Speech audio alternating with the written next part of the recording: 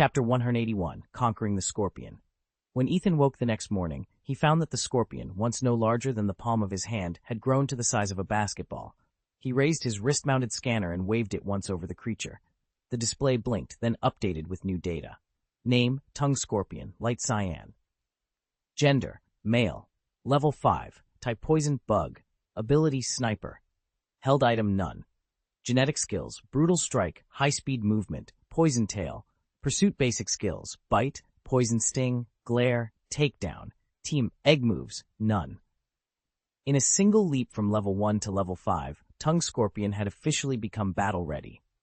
The creature flexed its armored body, testing its legs and tail, and seemed to settle into its larger form.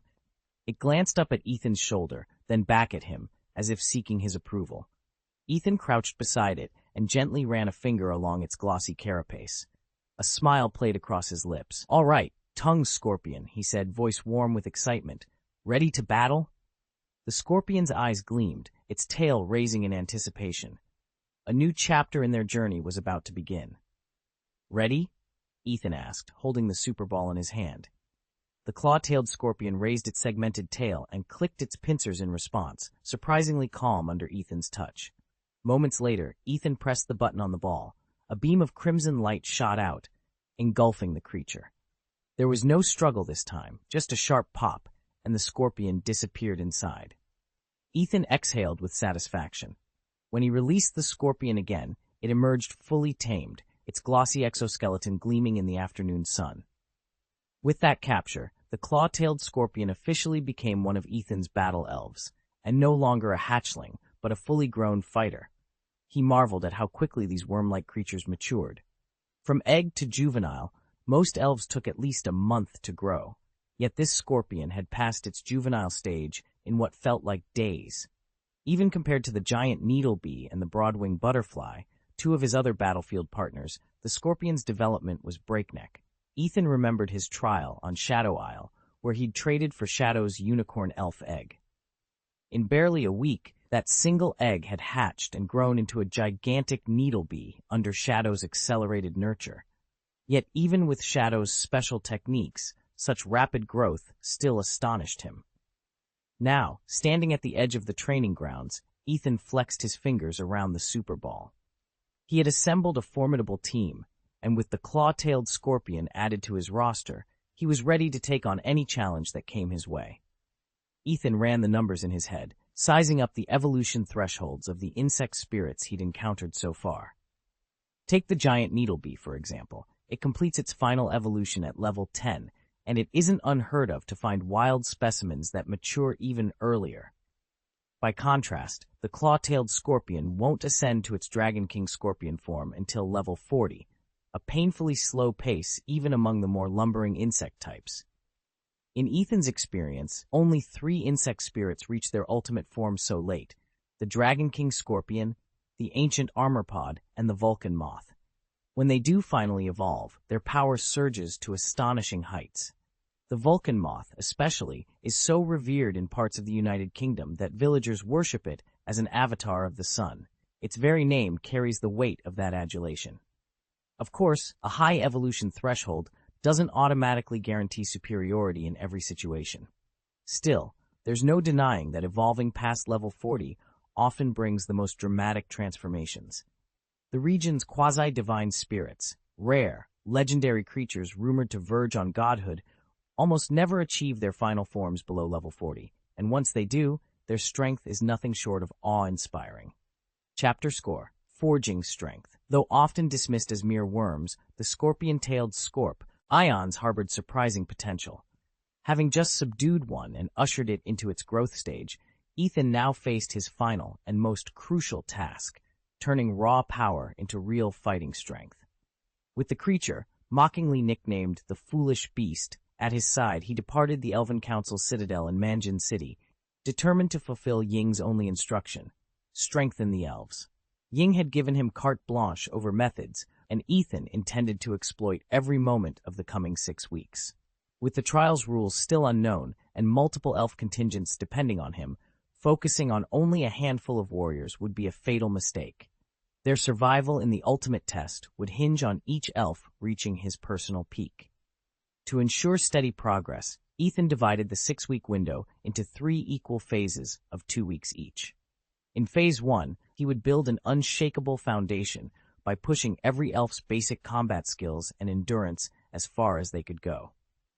Phase 2 would then spotlight 2 specialized assets, the scorpion-tailed scorpion itself and the mysterious ghost, making them the primary subjects of his training regimen. This emphasis, however, would never slip into outright neglect of the other troops. It merely meant a slightly larger share of his focus. With the plan set, Ethan drew a deep breath, squared his shoulders, and looked out at the assembled elves. The weeks ahead promised grueling drills and relentless workouts, but with unwavering discipline, they might just emerge the strongest force Mangan City had ever seen. During the second half of the month, Ethan planned to lead the elves into the forest for a full 2 weeks of survival training. By confronting unpredictable dangers, wild predators, sudden storms, shortages of food and water, they'd learn the flexibility and raw instincts that everyday society rarely demands. Out in the wilderness, threats could be genuinely lethal, and only by pushing themselves to the brink of danger would the elves be ready for the rocket's ultimate trials. Then, in the 3rd month, Ethan intended to challenge them with a series of battles against numerous local trainers, giving his team first-hand experience in the ebb and flow of real trainer combat. If the rocket's final examination involves a rotating gauntlet of opponents, this stage would let the elves anticipate the pace and intensity well in advance. Of course, this was merely Ethan's current blueprint. He remained ready to adapt his schedule whenever unexpected circumstances arose. For now, he set his sights on Zijing City, the bustling heart of the Fengyuan region. Word was that Zijing drew elf trainers from every corner of the land, all eager to test their skills in crowded arenas and open-field duels. That perfectly matched the 3rd phase of Ethan's plan, so Zijing became their next destination. Ethan weighed his travel options for reaching Coriander. He could fly straight from Golden City's airport, quick, convenient, and relatively safe. Or he could take the long way. First trekking south to Deadleaf in the Kanto region, boarding a river cruiser bound for Kana City in the Fengyuan region, then pressing north through the Wildwood to Viola before finally arriving at Coriander. Kana City, the 9th largest settlement in the Elven realms, was renowned for its prosperity and culture, almost on par with Golden City itself. But Ethan had no desire for a simple, sheltered flight. He needed the exercise, and more importantly, he wanted to travel alone. A solitary journey would keep his identity hidden and offer invaluable opportunities to test his mettle against any elven patrols he might encounter. 2 goals achieved at once. So, slinging his pack over one shoulder, Ethan set off on foot toward Deadleaf. From there, he would board a boat for Kana City and continue his adventure northward, ready for whatever challenges lay ahead. Ethan closed his hand around the storage ring's rim and felt it hum with power. Over the past hour, he'd been slipping potion vials, enchanted crystals, rare reagents, anything he might need into its extra-dimensional space. Now, with nearly all 5 cubic meters filled to capacity, he allowed himself a small sigh of relief. He didn't know when he'd next have a chance to visit a big city's black market, so it was better to pack in every precaution. Exiting the Elven Center, Ethan flagged down a battered taxi. The driver squinted at him through the dusty windshield but nodded, pulling away from the gate and weaving toward the city's southern edge. They stopped at the corner of Road 6, beside the gleaming white towers of the renowned breeding house. Ethan's heart tightened. The last time he'd been here, he'd fibbed to a young apprentice, an unwise ploy that he was certain by now had reached her grandparents' ears. He didn't want to witness their disapproval, nor risk an awkward confrontation. So he paid the fare, stepped out, and deliberately gave the breeding house a wide berth. Instead of cutting through the grand plaza, he took a narrow side street that wrapped around the compound's outer wall. In the shadows of the back alleys, free from prying eyes or uncomfortable reunions, Ethan set off toward his next destination, whatever it might be, confident he'd at least begun this journey with all the preparations he could manage. Chapter 182, Gopher Cave. Ethan spread the map over the inn's wooden table, tracing the 2 possible routes from Golden City to Deadleaf City. The first, the well-trodden No. 6 road, was a broad highway built and patrolled by the Alliance. Although it cut through deep forest, home to many wild elves, regular guard patrols kept bandits at bay. Merchants and passenger coaches preferred this route for its speed and safety. The second way was far less conventional. A winding network of tunnels known as Gopher Cave. Carved over generations by the earth-dwelling elves, gophers, and their three-headed kin, the Trigophers, this subterranean passage was as alive as the forest itself. Gentle by nature and fond of human companionship, these mountain elves tirelessly burrowed through the soil, turning hidden minerals to the surface and enriching the land above. Trainers prized them for their nurturing touch, and many welcomed the cave's unpredictable charm over the highway's rigid order. Though slower and occasionally prone to minor collapses, Gopher Cave offered a quieter, more natural journey, one that promised unexpected beauty for those willing to brave its depths. Ethan had been the first to venture into what everyone now calls the Gopher Cavern, a winding tunnel network secretly carved by a colony of burrowing rodents. Not even the most daring elven hunters or shadow-taught trainers dared to provoke these gophers, especially the notorious trio that always scurried at their heels. Rumor held that angering them could trigger massive landslides or even reshape the very earth itself. In truth, the gophers never meant any harm. They simply tunneled in search of roots and insects, their tiny claws breaking through ancient strata until, almost by accident, they pierced the bedrock, connecting the crumbling ruins of the dead city to the gleaming spires of Golden Leaf City. At first, the passage was considered too risky. Few trusted that a rodent-dug tunnel could withstand the weight of travelers, until Ethan slipped through one moonless night and emerged unscathed on the other side. Word of his safe arrival spread like wildfire. Soon, caravans and couriers followed his path, navigating a main artery lined with hastily installed lanterns and branching side passages whose full extent only the gophers themselves could know.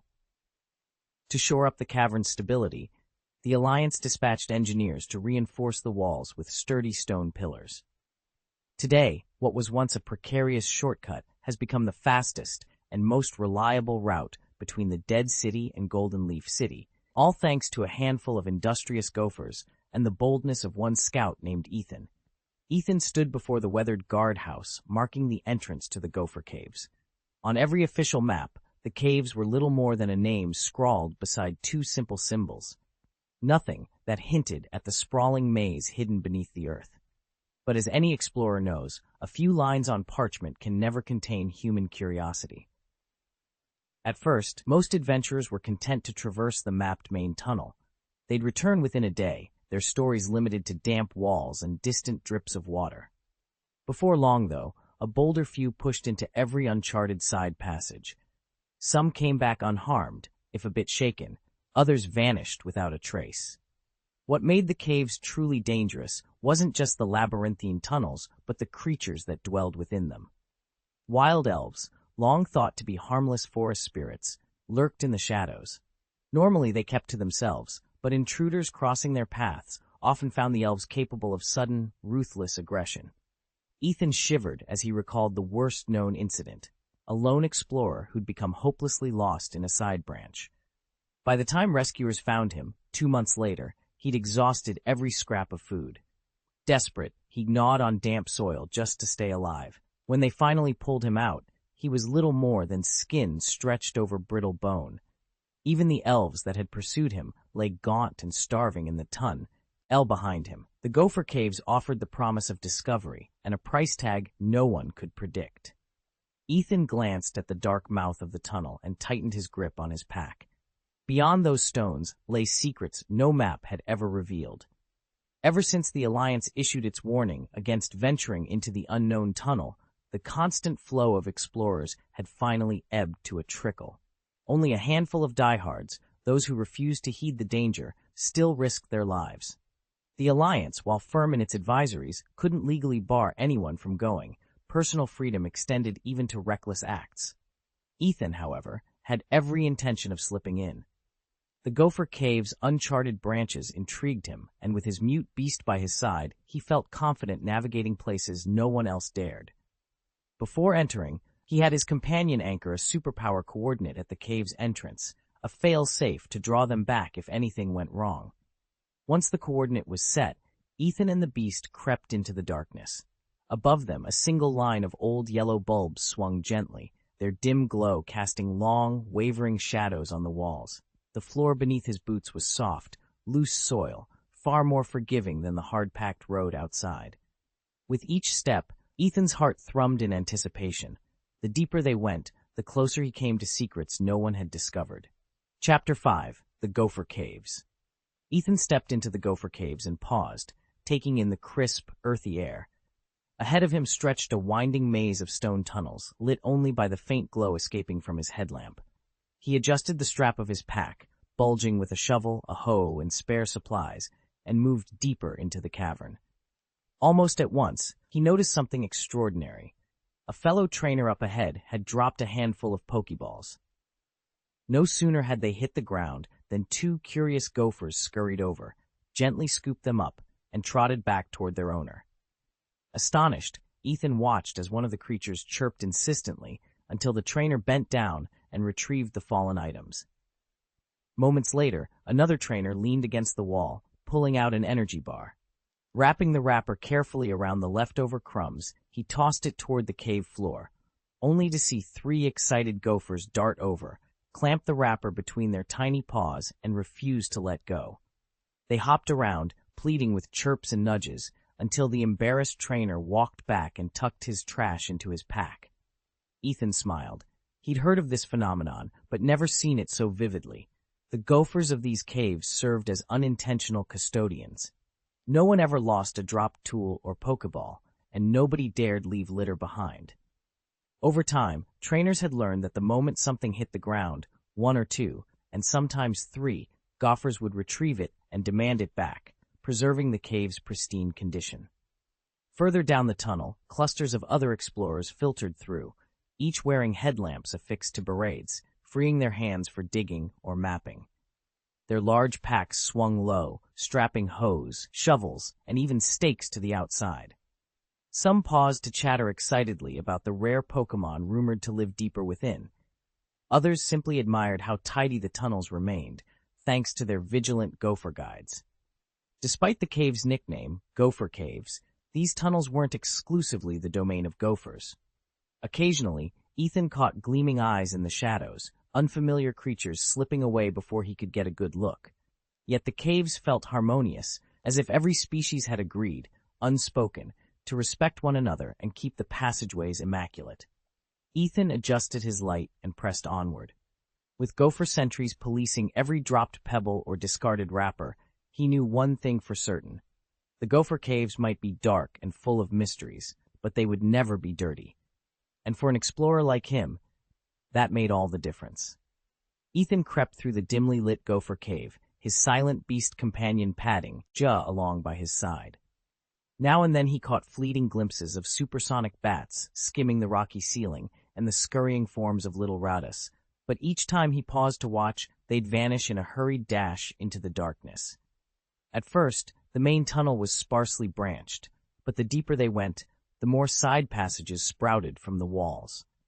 Some were lit by oil lanterns hanging at the entrances, each portal marked by a wooden sign that spelled out its purpose. In one widening of the tunnel, a makeshift marketplace had sprung to life.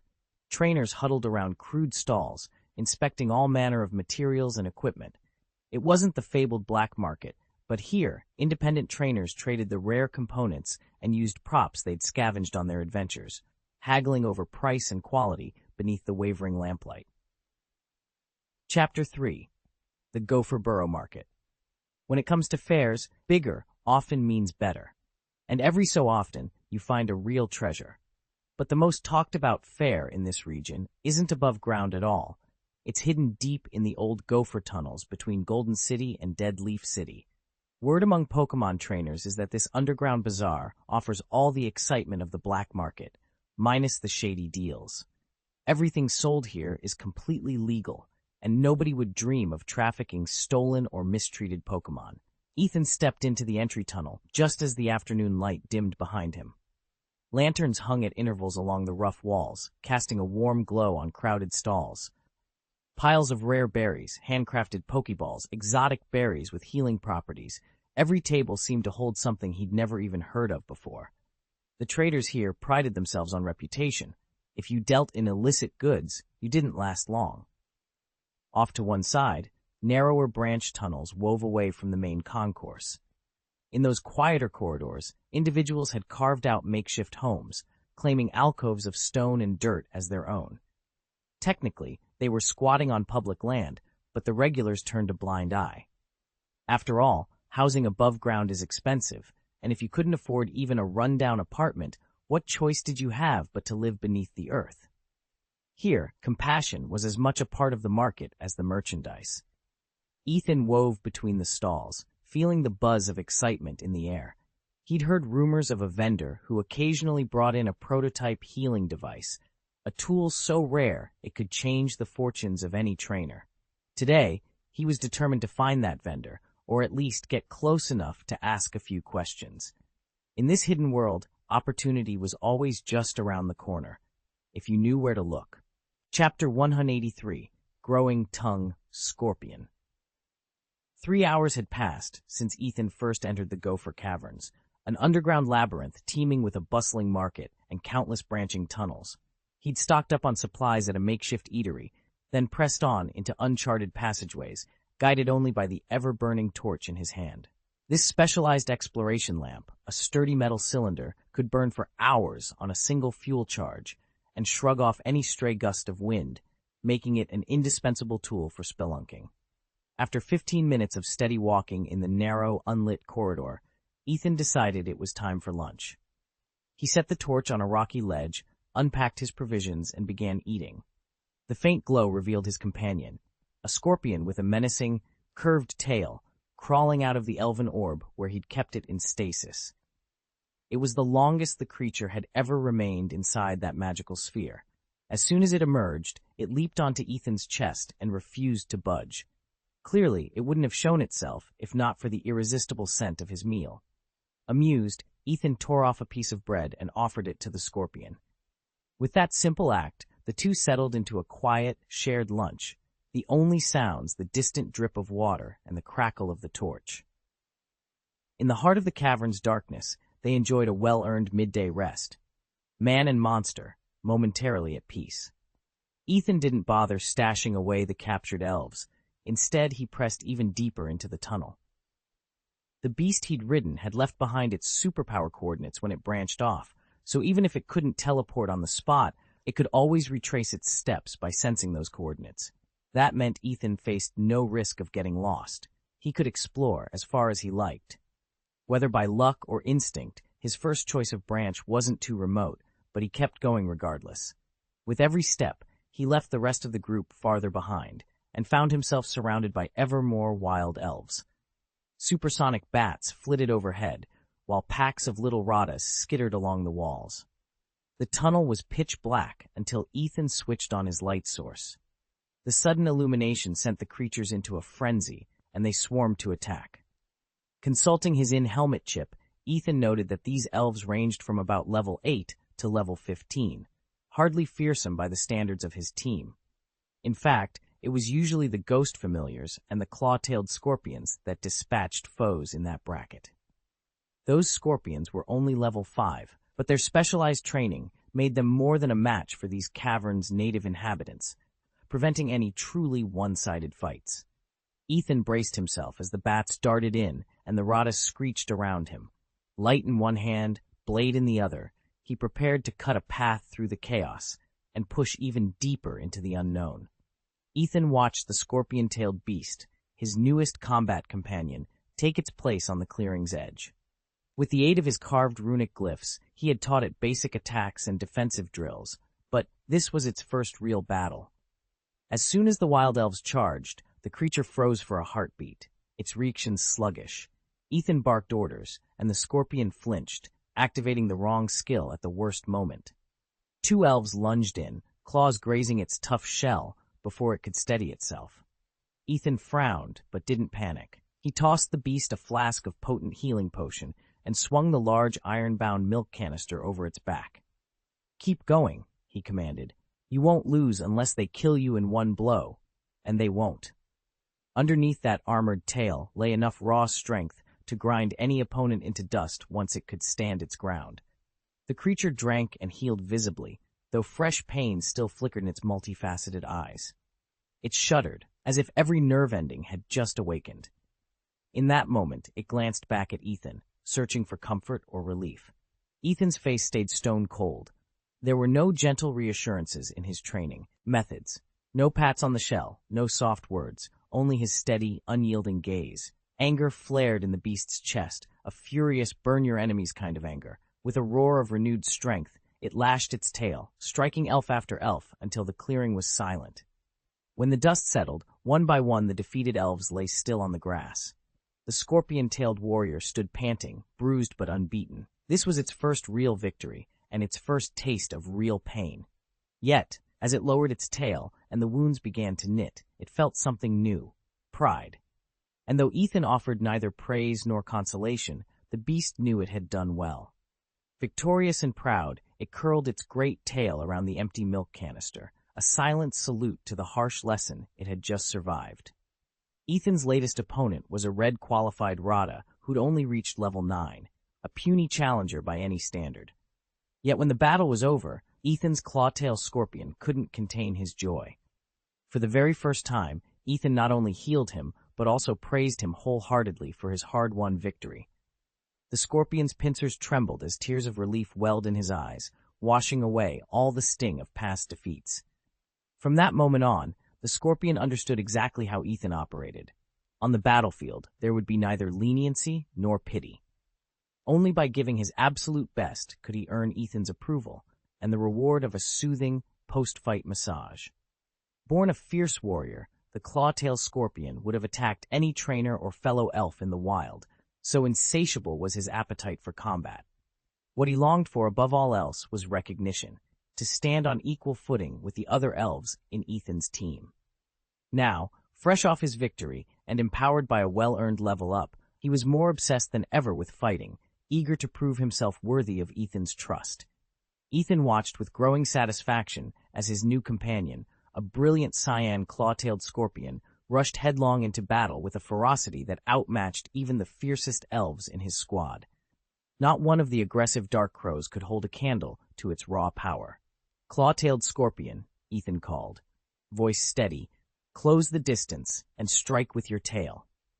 In an instant, the scorpion obeyed. Over the next hour, heedless of fatigue or injury, it tore through wave after wave of challengers.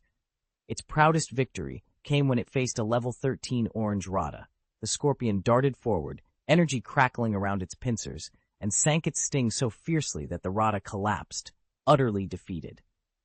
A rapid data scan on Ethan's control chip confirmed what he'd suspected. The claw-tailed scorpion had leaped to level 9 and unlocked its first xenomorph skill, Missile Sting. Such explosive growth in just 60 minutes was almost unheard of. The scorpion's reaction speed now trailed only one teammate, Paula, and even then, only by the barest margin. It was clear, under Ethan's command, this remarkable beast was poised to become a true force on the battlefield. Ethan watched the claw-tailed scorpion at his feet with a hard glare. If he let it fight for another day straight, it would easily outstrip Paula, and once more, she'd fall to the bottom of the team's elf rankings. Though his expression stayed calm, a flicker of anxiety showed in his eyes. Since they'd set out, every wild elf they'd met had proven too weak to serve as a proper test. One strike from the scorpion's barbed tail was enough to knock them flat. Few forest elves even came close to Gweissi's level of strength, much less surpassed it. Ethan's impatience grew as he held back, waiting for a real challenge to appear.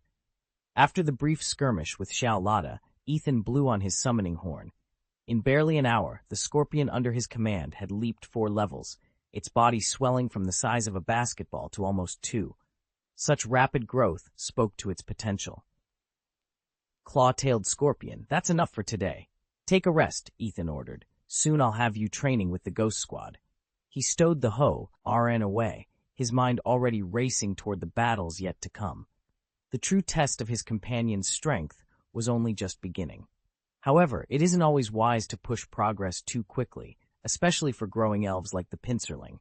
If their bodies expand faster than their limbs and armor can adapt, everything falls out of sync. Take the scorpion-tailed scute, for example. Its first bite was so unrefined, it risked crushing its prey. And then, when it tried to clamp down harder, it couldn't regulate its force properly, almost letting Xiaolada slip free. And that's it for the 4 corrections. As for repaying any debts, who knows? In the meantime, I'll just keep playing and pouring all my effort into the code. Chapter 184, Battle Training. Ethan summoned the claw-tailed scorpion to his side, but the creature was ill-suited for sustained, high-intensity combat. It had just entered its growth phase and still needed time to get used to its larger form. Likewise, he refrained from letting his ghosts or the scorpion-tail scorpion use the 2 newly acquired poison vials, nor did he allow them to study the accompanying skill discs. In his experience, overloading his companions with too many new abilities at once often led to confusion rather than strength. Most of the elves in Ethan's party were already struggling to master the skills they'd learned so far. Paula, who had joined only recently, still couldn't control even the simplest ice techniques, hardly befitting her title as the Dragon Warrior. Brienne, the team's stalwart tank, had just recovered from her near-fatal encounter in the wild. She'd regained her health, but lacked any systematic training on the new defensive maneuvers Ethan had unlocked. And the scorpion-tail scorpion, fresh from metamorphosis, was still awkward in its limbs and tail, its poisonous sting unpredictable in battle. Seeing their uneven progress, Ethan decided it was time for targeted drills. He assembled the group in the training courtyard just beyond the eastern gate of Stormhaven. Stone walls rose around them, engraved with runes that dampened stray magic, perfect for controlled exercises. First, he paired Paula with the scorpion for elemental sparring, ice shards against venomous pincers. Though both were tentative at first, they gradually found a rhythm, Paula learning to anticipate the scorpion's movements, the scorpion adjusting its tail strike to avoid overcommitting. Next came a defensive gauntlet for Brienne. Ethan activated a series of hovering wards that ricocheted harmlessly off her shield, then ramped up the speed. Under his watchful eye, she practiced pivoting and counter-shield bashes, recovering her footing even as dozens of spectral bolts slashed toward her. With each successful block, her confidence grew, and so did her stamina. Finally, Ethan worked one-on-one with the claw-tailed scorpion. He guided it through precise feint and strike drills, teaching it to coil its tail with controlled tension rather than wild abandon. Every time the scorpion landed a clean sting on a reinforced practice dummy, he rewarded it with a small scrap of rotten meat, its favorite treat. By dusk, the team was exhausted, but markedly improved. Paula was landing ice spikes with enough accuracy to freeze a target's foot. Brienne could hold a shield wall against rapid magical assaults, and the scorpion's tail strikes now carried a measured venom, no longer blind or misdirected. Ethan surveyed them with quiet satisfaction. Tomorrow, they would enter the arena, proof that proper training, not mere raw talent, would determine their victories yet to come. Ethan surveyed his small band as they made their way toward Deadleaf City. Despite his remarkable combat aptitude and the rapid maturation of his abilities, time remained his greatest obstacle. He had only just reached level 9, and just learned his first true advanced technique, Missile Needle. His 3 strongest allies, Dark Crow, the Beast of Folly, and Ghost, each had only 1 or 2 fully mastered skills under their belts. It wasn't nearly enough for the dangers that lay ahead. Ethan knew he had to accelerate their training. Even if they couldn't learn every technique in his grimoire, they needed to hone several core combat skills to perfection before they reached the city. He outlined a clear plan. The elves would spar in rotation, drilling their fledgling abilities until execution was second nature. Ghost and Paula, in particular, would face off against wild elves along the way, forcing them to employ the more obscure or specialized skills they rarely used in routine practice. Live opponents will give you an edge that shadow sparring never can. Ethan told them one dawn as mist curled through the undergrowth. Push yourselves, discover the limits of your power, and then shatter them. The first matches were rough. Elves slipped on narrow tree roots, arcs of steel missed their mark, and concentration wavered. But with each clash, their reflexes sharpened.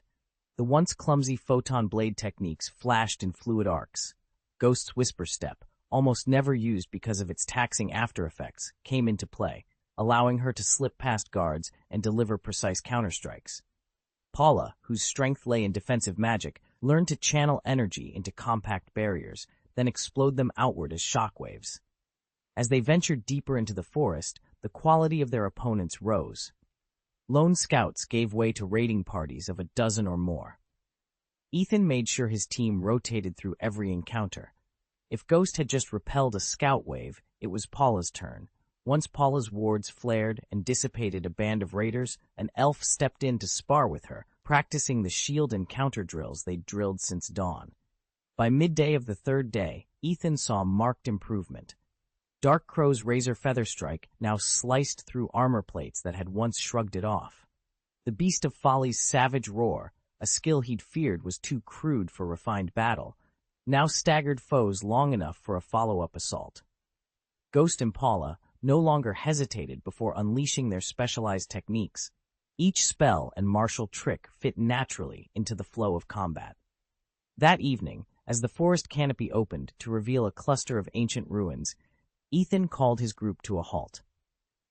Flames danced in his fire pit as he distributed a simple meal of roasted root tubers and broth. He watched them eat with the satisfaction of a commander who knew his troops were ready for whatever lay ahead. "Tomorrow," Ethan said, "we push on toward Dead Leaf City. Keep your skills honed and your wits sharp. The deeper we go, the stronger our enemies become, and by then, we'll be ready." Under the flickering firelight, his companions exchanged nods. In their hard-earned silence, Ethan recognized the same confidence he felt rising within himself. Through relentless training and real combat, they had transformed from learners into warriors. Together they would face the challenges still to come, and they would prevail. With the massive mana tank and the claw-tailed scorpion assigned to guard him, Ethan watched as the rest of the elves pressed onward into the darkness.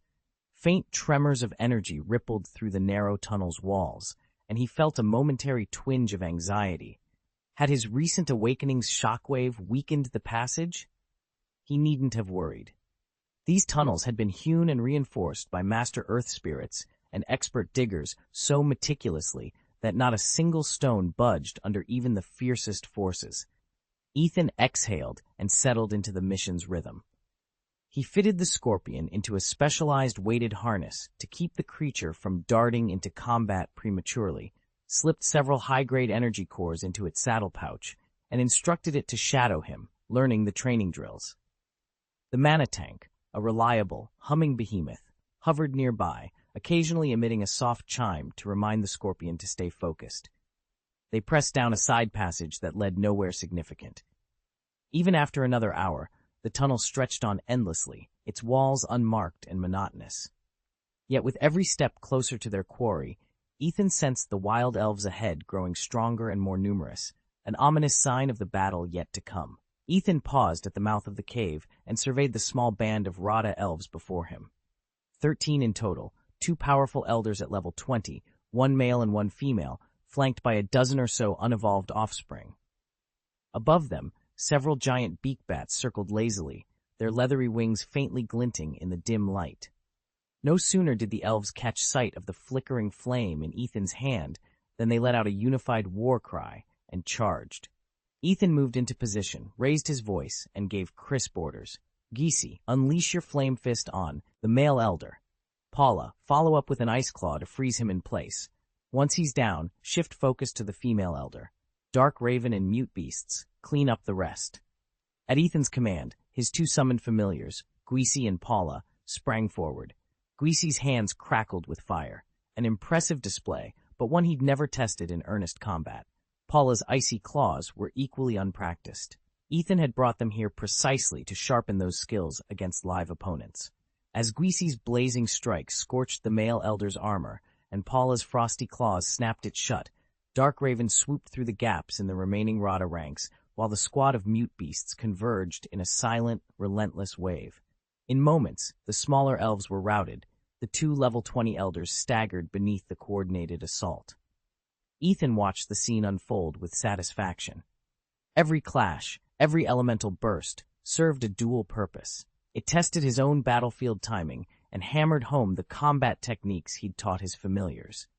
By the time the dust settled, the cave fell silent once more, save for the faint drip of water from its stony ceiling and the distant flutter of bat wings. Ethan barely had time to draw a breath before Ghost sprang into action. A violet haze coalesced at Ghost's fingertips, swirling and thickening until it formed a tiny orb of writhing energy. In a flash, that orb expanded around his fist, transforming it into a glowing spectral gauntlet. With a guttural roar, Ghost lunged at Radal, the male guard standing nearest the broken gate. But Radal was ready. His standard defensive aura, a passive general skill any veteran soldier possessed, instantly neutralized Ghost's ethereal blow. The attack dissolved on contact, leaving only a ripple of displaced air. Ghost's eyes flared in frustration. He had only just begun to grasp the mechanics of system-based powers, and even this simple gas-to-fist technique had taken him nearly 3 seconds to activate, an eternity in close combat. As Ghost staggered back, expecting a counterstrike, he realized to his relief that Radal's own strikes, his brute force martial blows, were similarly impotent against Ghost's ghostly form. Neither could harm the other with their usual methods. So Ghost made an abrupt decision. He would cast aside standard system skills altogether and draw upon more esoteric, non-system techniques. At his side, Pulla, part scorpion, part ice elemental, reared up, her crystalline pincers clicking hungrily. With no order from Ethan, who still struggled to steady himself, Pulla lunged at the female guard, Lada. First came 2 swift slashes that sent sparkling shards of ice scattering across the courtyard stones. Then, gathering every ounce of her frosty power, Pulla drew back her clawed arm and unleashed a frozen punch. A blast of biting cold erupted on impact, instantly encasing Lada's torso in brittle ice. Ethan winced as the frozen guard collapsed, unable to move. But Pulla wasn't finished. Untouched by any command, she unleashed a flurry of secondary ice attacks. Razor-sharp icicles rained down, splintering against the walls, while a shimmering frost fog enveloped the fallen soldier. The scorpion's tail lashed behind her, rattling like a maniacal maraca, an ominous soundtrack to the assault. "Pulla, enough!" Ethan shouted, sprinting forward. He laid a firm hand on her segmented carapace, halting the barrage of ice. The courtyard fell silent, save for the soft crackle of melting frost and the distant groans of the injured. Pulla's crimson eyes flickered, caught between obedience and the raw, predatory joy of the hunt. Ethan met her gaze steadily. "We're not executioners," he reminded her. "We need answers, not casualties." After a tense moment, Pulla relaxed her pincers and curled her tail. The ice mist dissipated, revealing Lada's shivering form, frozen solid but, miraculously, still breathing. Ethan sighed, rubbing his temples. "Next time," he murmured, "let's stick to the plan." He glanced at Ghost, whose violet-tinged fist had faded back to, "Oh, normal. And if you ever think you're about to lose me focus again, channel that energy into defense, not theatrics." Ghost bowed his head, chastened, while Pulla's mandibles clicked in reluctant agreement. Together, they now stood over the wrecked gate and the wounded guard, an uneasy alliance of flesh, spirit, and ice, forging its own rules amid the chaos around them. Ethan's elves charged into the fray against the wild elves with fierce determination, none more so than Paula. Her eagerness to strike had never been stronger, and her bond with Ethan was reaching new heights. Often, she no longer waited for his orders. She simply anticipated them. There really is no substitute for real combat when it comes to hardening one's skills, and Ethan's company thrived in this virtuous cycle. Every elf in his ranks was a seasoned warrior who refused to admit any weakness, pushing themselves relentlessly in both battle and training, well, with the exception of the hulking shield-bearer, who somehow always seemed to have energy left to spare. For Paula, nothing was more rewarding than watching her comrades recover from her restorative elixirs. Seeing them drink deeply and bounce back to full strength filled her with genuine joy. It wasn't long before the pack of wild Lada was driven to its knees before Ethan and his elves. With the alpha male fallen, the ghostly auxiliaries at Ethan's command surged from level 20 up to 21. At the same time, the power gap between Dark Crow and the massive shield-bearer narrowed noticeably, and their Phantom Stones underwent a dramatic evolution, from rank 2 all the way up to 20. In every way that mattered, Ethan's force was growing more formidable with each passing moment. As soon as Ghost reached level 21, Ethan made up his mind. He would hand over the last canister of quasi-king-grade dual detonator gas he'd specially purchased. That infusion of potent energy would let Ghost deepen his poisonous system and set him on the path to evolve into a true Ghost Stone. Ethan had a hunch Ghost might be the first of his elves to complete that evolution. Day 5. More Debts to Settle, written before bed. Chapter 185, Absorbing the Gas. Ethan turned to the Dark Crow. Crow, keep an eye on our surroundings, stay sharp, and don't let anything sneak up on us. It was Ghost's first time attempting to absorb this particular poisonous gas, and Ethan didn't want any interruptions. The elixir he'd extracted was unlike anything they'd encountered before, and it could provoke an adverse reaction. As long as Ghost gritted his teeth and pushed through the initial burn, he'd manage, but a sudden attack from a wild elf while he was distracted could prove disastrous. Thankfully, the elves roaming this region were low level. Even if one sprang up unexpectedly, the Dark Crow could handle it. Still, Ethan refused to take any chances. He deployed the Dark Crow, the Mute Beast, and the Drows in a protective circle, then signaled the massive milk tanks and claw-tailed scorpions to trail him, ready to counter any threat. Reaching into his ring, Ethan produced a dark, bottle-shaped container, the last vial of toxin he'd harvested from the fallen twin bomb Wisp. This final sample of double bomb gas was a rare and precious commodity. He placed it carefully into Ghost's waiting palm and gave a curt nod. Ghost's muscles tensed as he lifted the vial to his lips, preparing to taste its volatile power for the very first time. Ethan felt the residual toxic energy thrumming through him, too much for the spirits bound to him to absorb all at once. He had to release them in stages. With Gweissi's steady gaze upon him, Ethan moved to the specially reinforced apparatus he'd prepared. If not for its anti-corrosive treatment, the caustic vapor it would emit could have destroyed any ordinary device. Taking a deep breath, Ethan carefully unlatched the nozzle. He pressed the small button at its tip, and a gentle plume of pale violet gas hissed into the air. Instantly, a rancid odor stabbed at his nostrils. He frowned, but kept the bottle steady. A microscopic sting crept across the exposed skin of his fingers, as though the gas itself was eating away at him. Once the chamber was empty, Ethan released the button and withdrew the nozzle. The spirits, who'd been hovering just beyond reach, plunged forward the moment they detected the gas. They swirled through the purple mist, drinking it in hungrily. As they absorbed the vapor, the stench in the room slowly ebbed away, leaving the air clear and still. Ethan exhaled, letting his shoulders relax for the first time in minutes. One stage was complete, and he could feel the toxic energy within him weakening. Now he and Gweisi would discuss how best to bolster their resistance for the trials yet to come. Ethan watched the ghost hovering in midair, its single mask-like face cycling through strange conflicting expressions: joy, agony, curiosity, revulsion. All around them, the other elves remained eerily calm, as if unbothered by the ghost's presence. Only one companion stirred, the scorpion-tailed elf crouched at Ethan's side, antennae quivering at the faintest hint of poison in the air. Ethan placed a gentle hand on his friend's shoulder, murmuring words of reassurance. Still, he couldn't hide the crease forming between his brows. That toxic mist, so subtly alluring to his scorpion-tailed ally, would surely draw the attention of every venom-sensitive creature in these tunnels. Elves like them possessed far keener senses than humans. Just because Ethan himself sensed little didn't mean the others wouldn't.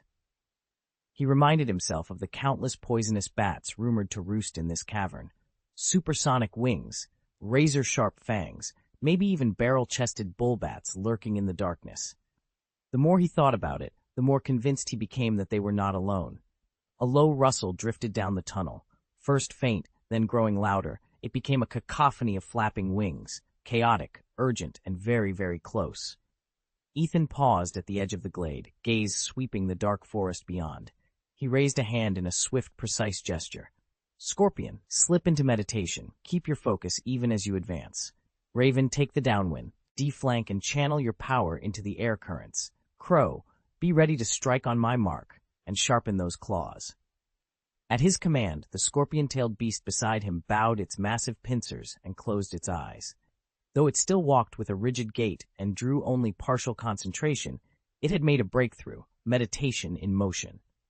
For a creature so unaccustomed to multitasking, this was a landmark improvement. High above, the dark raven ruffled its glossy wings and pushed raw mana into the surrounding air. A shimmering breeze rolled over Ethan's elven allies, quickening their reflexes and infusing them with newfound swiftness. Not far off, perched on an ancient oak, the dark crow chortled softly. Its mischievous eyes glowed as shadows coalesced around its feathers.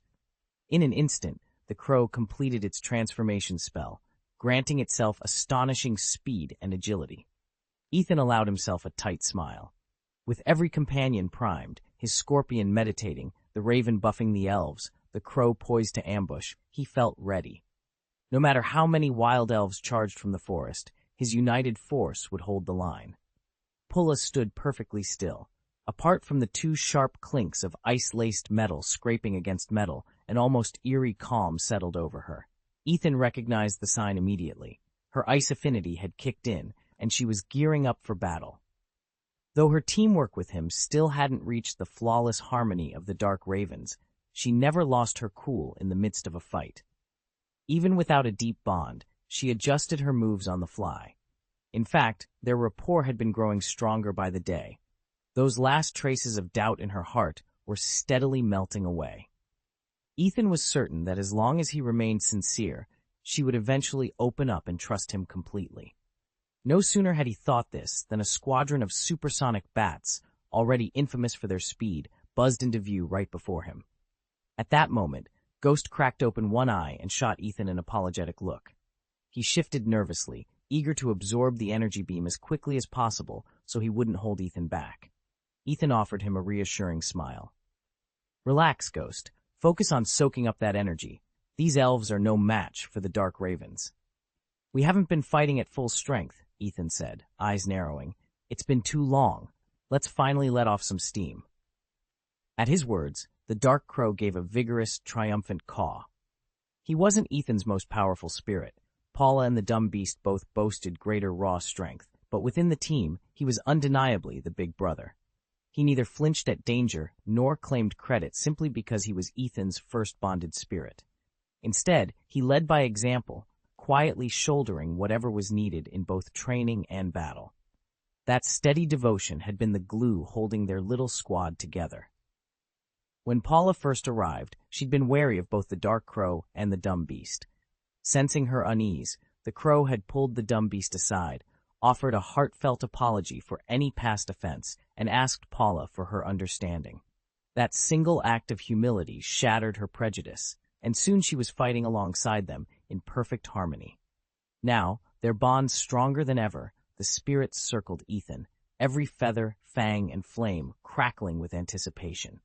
The moment to unleash their true power had finally arrived. Congratulations on introducing the first ally in this volume, but Kumu's debt is even greater, and it can only be repaid chapter by chapter. Chapter 186, Snow Tornado. Ethan stood at the ready, flanked by the Dark Crow, a spectral warrior whose selfless devotion had earned him the unwavering respect of every elf in their company. Though not the strongest fighter, the Dark Crow's calm assurance made him the de facto big brother of the team. Even now, he hovered beside Guis, whispering quiet encouragements so the wounded elf could focus on channeling his magic without fear. Behind them, the brutes and drow exchanged predatory grins. These hulking, stone-skinned warriors had just finished bolstering their own morale, and now they turned their attention to the roiling swarm of bats gathering overhead. Ethan's lips curled into a sneer. Within the serrated cloud of sonar bats, he could see several giant-beaked specimens, commanders barking silent orders, steering their brethren into tighter formation. 1,000 of these creatures won't change a thing, he muttered. Numbers without skill are worthless. He surveyed his own forces. To meet the bats' venomous assaults, the brutes would stand at the forefront, their natural resilience and toxin-purging auras neutralizing every poisonous strike. At their flanks soared the ice-winged falcons, ethereal spirits that could summon blizzards mid-flight, ripping apart the bats' aerial maneuvers with frosty downdrafts. "You two form the spearhead," Ethan ordered, nodding to the brutes and the falcons. The dark crow and I will handle any stragglers. With strategy neatly aligned, purification and ice against poison and speed, Ethan felt a surge of confidence. Let the enemy rely on sheer weight of numbers. Tonight, precision and teamwork would turn the tide. He raised his hand, and a swirling vortex of snow and frost began to form, heralding the storm they were about to unleash. Ethan's voice rang out in the cramped darkness. Focus all your power on mind assault, then channel it into forced pull. Paula, unleash your frozen gale, but hold them in place for just a moment. Dark Crow, Wind Spirit, boost Paula's frosty wind. The echo of his commands shook the tunnel walls. Ahead, a shrill chorus of supersonic bats churned the stale air, easily hundreds of them, packed so tightly that any broad-area attack would only scrape the edges of the swarm. Hidden among them were the larger, big-nosed bats, experts at slipping through openings that normal assaults couldn't reach. Ethan's summoned beast, a hulking, simple-minded construct, stepped forward. Its immense form bristled with barely contained energy. Rumor had it these beasts tapped into a wellspring of nearly infinite power, one of the special traits the warlock Nazi had once hinted at. With a throaty growl, the creature focused its will through the psychic link, sweeping the first wave of supersonic bats away from Ethan and forcing them to loop out of the formation. At the same moment, Zola, the ice worm bound to Paula, surged ahead. Its reptilian wings beat once, and a crystalline breath shot from its open maw. A dazzling torrent of frost and snow blasted through the tunnel, freezing the frantic bats in a glittering lattice of ice. Supersonic and big-nosed alike were caught in the blast, their frantic screeches cut short as they became statues of cold. In the sudden hush, Ethan and Paula shared a quick glance of satisfaction. They had cleared the path, at least for now, but dozens more enemies still lurked in the gloom ahead. Ethan tightened his grip on his staff. "Ready your spells," he told Paula. "This fight's far from over." Because they were deep inside the tunnel, the freezing gusts from the pupae stayed tightly focused, hitting their mark without wasting an ounce of power.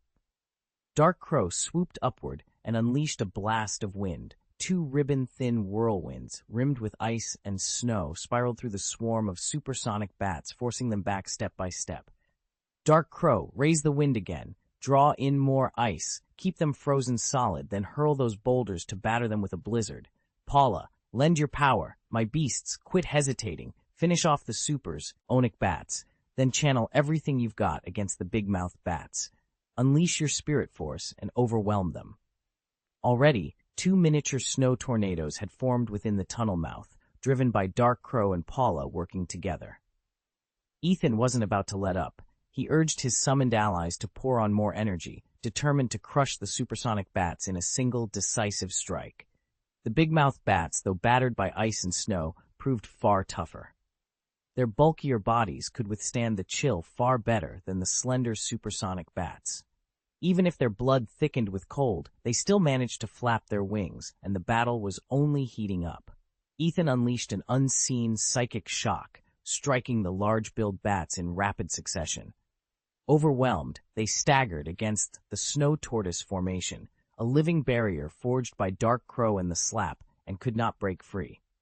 Seconds later, 4 new vortices of swirling snow and jagged boulders tore through the tunnel behind him.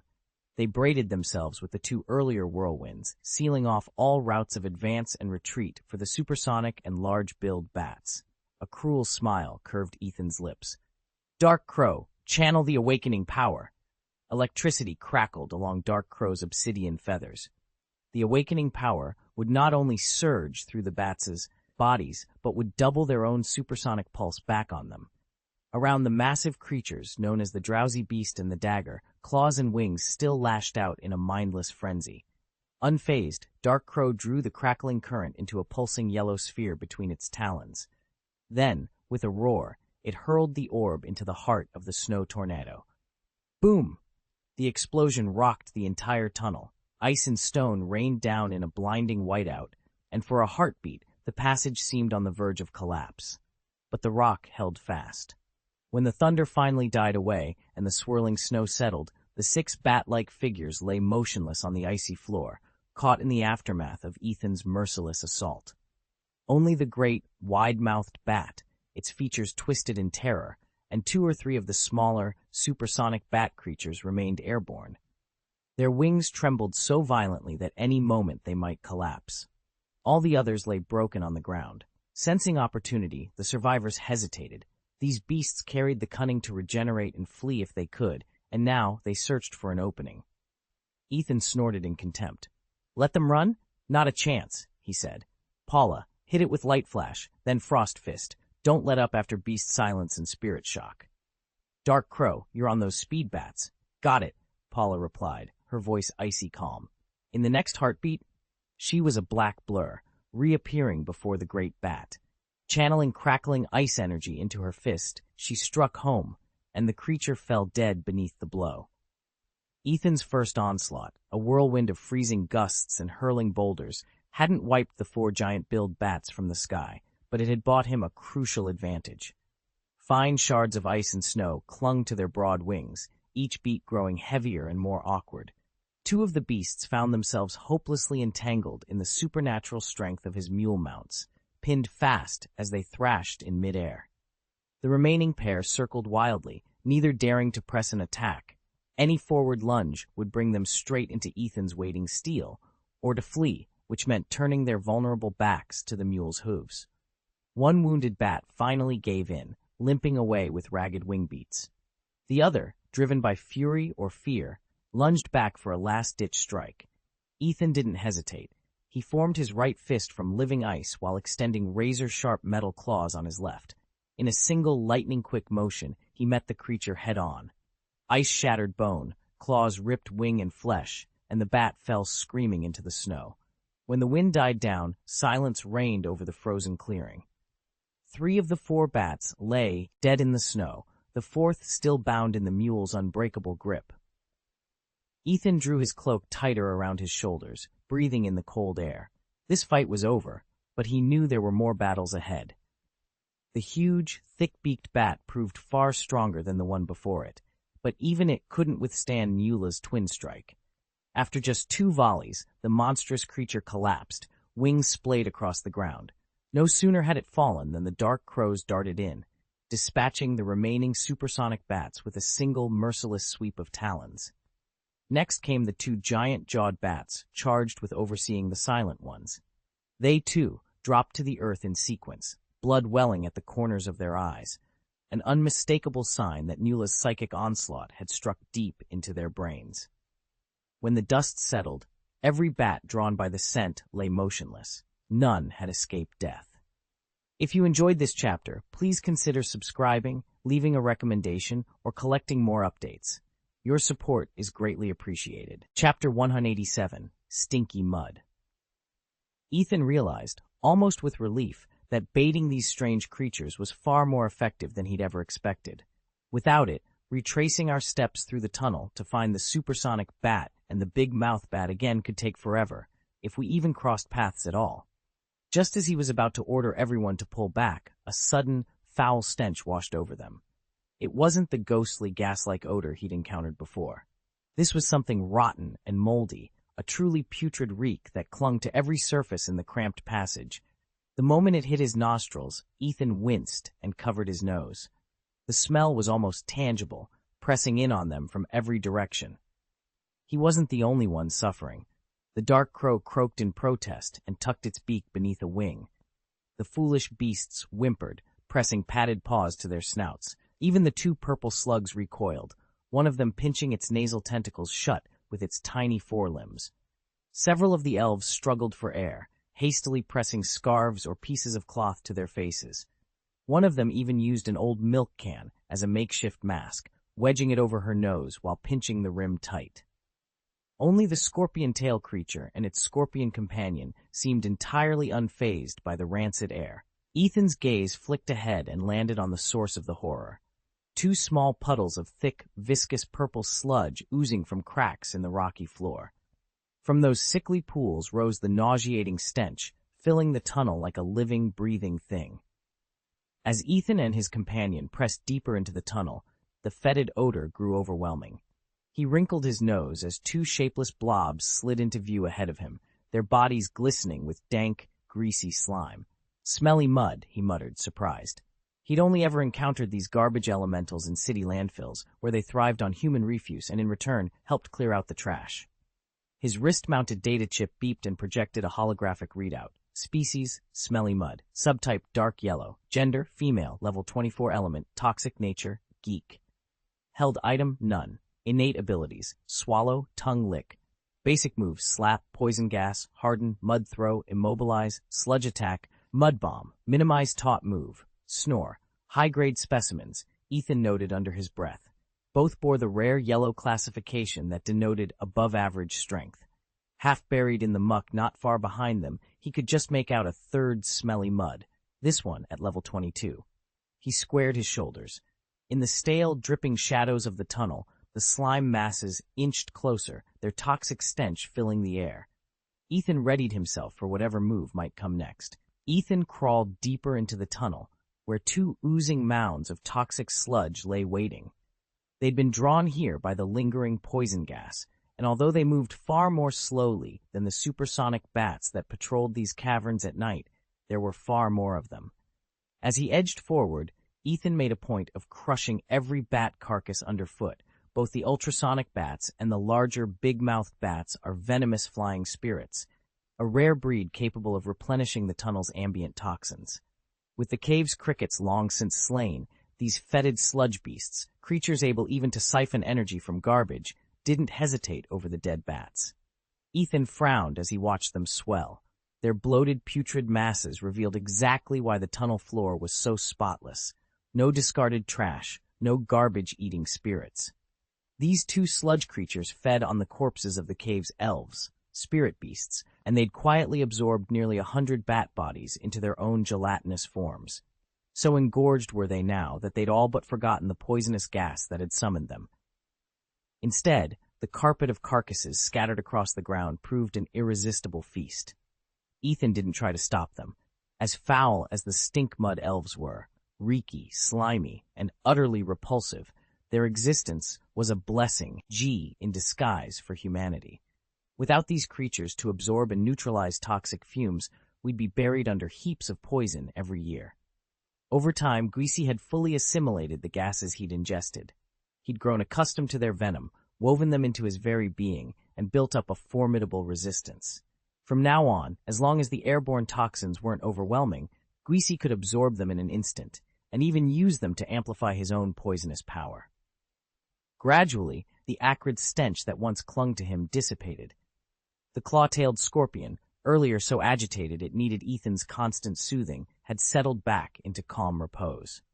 Meanwhile, the two stink mud elves swept up every last supersonic bat and giant-mouthed bat in the cavern, making short work of their prey before turning to depart. Ethan paid them no mind.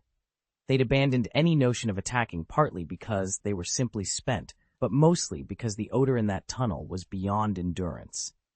Even after all this time, the stench only grew stronger, and no one, he thought wryly, could ever truly get used to it.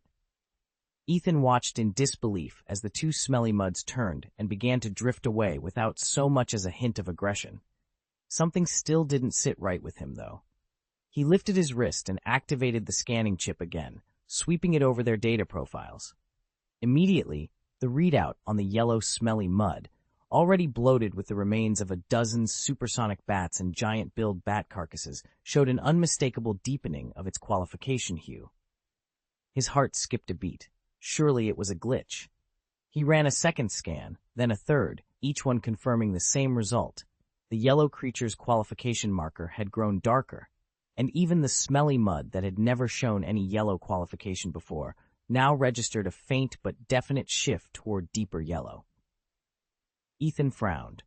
Could smelly muds actually enhance their qualifications by absorbing elven corpses? Was this effect limited only to poisonous elves, or did it work on any elf remains?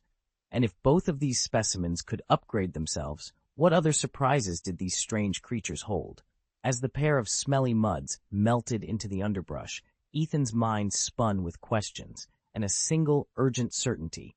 He had to learn the truth behind their mysterious transformations. In the elf world, it isn't impossible to raise an elf's rank, but the cost is astronomical, often more demanding than training one in combat. Take the unicorn egg Ethan sold to Shadow during the island trial. It began as a pale green rank, yet when they next saw it, it had already evolved into a green needle bee. That proves elf ranks can change, but only at tremendous expense. Now these two stinkmuds have piqued Ethan's curiosity. If they consume the carcasses of those supersonic bats and largemouth bats and then evolve, their ranks could finally advance, making that pale green status quite valuable. After all, even among single-wheel elves, an evolved stinkmud is impressive. But what if their rank ceiling exceeds pale green? Could they continue upgrading beyond the first tier once they reach it? Ethan's pulse suddenly quickened. If the stinkmuds had an endless supply of corpses, might they be able to evolve indefinitely?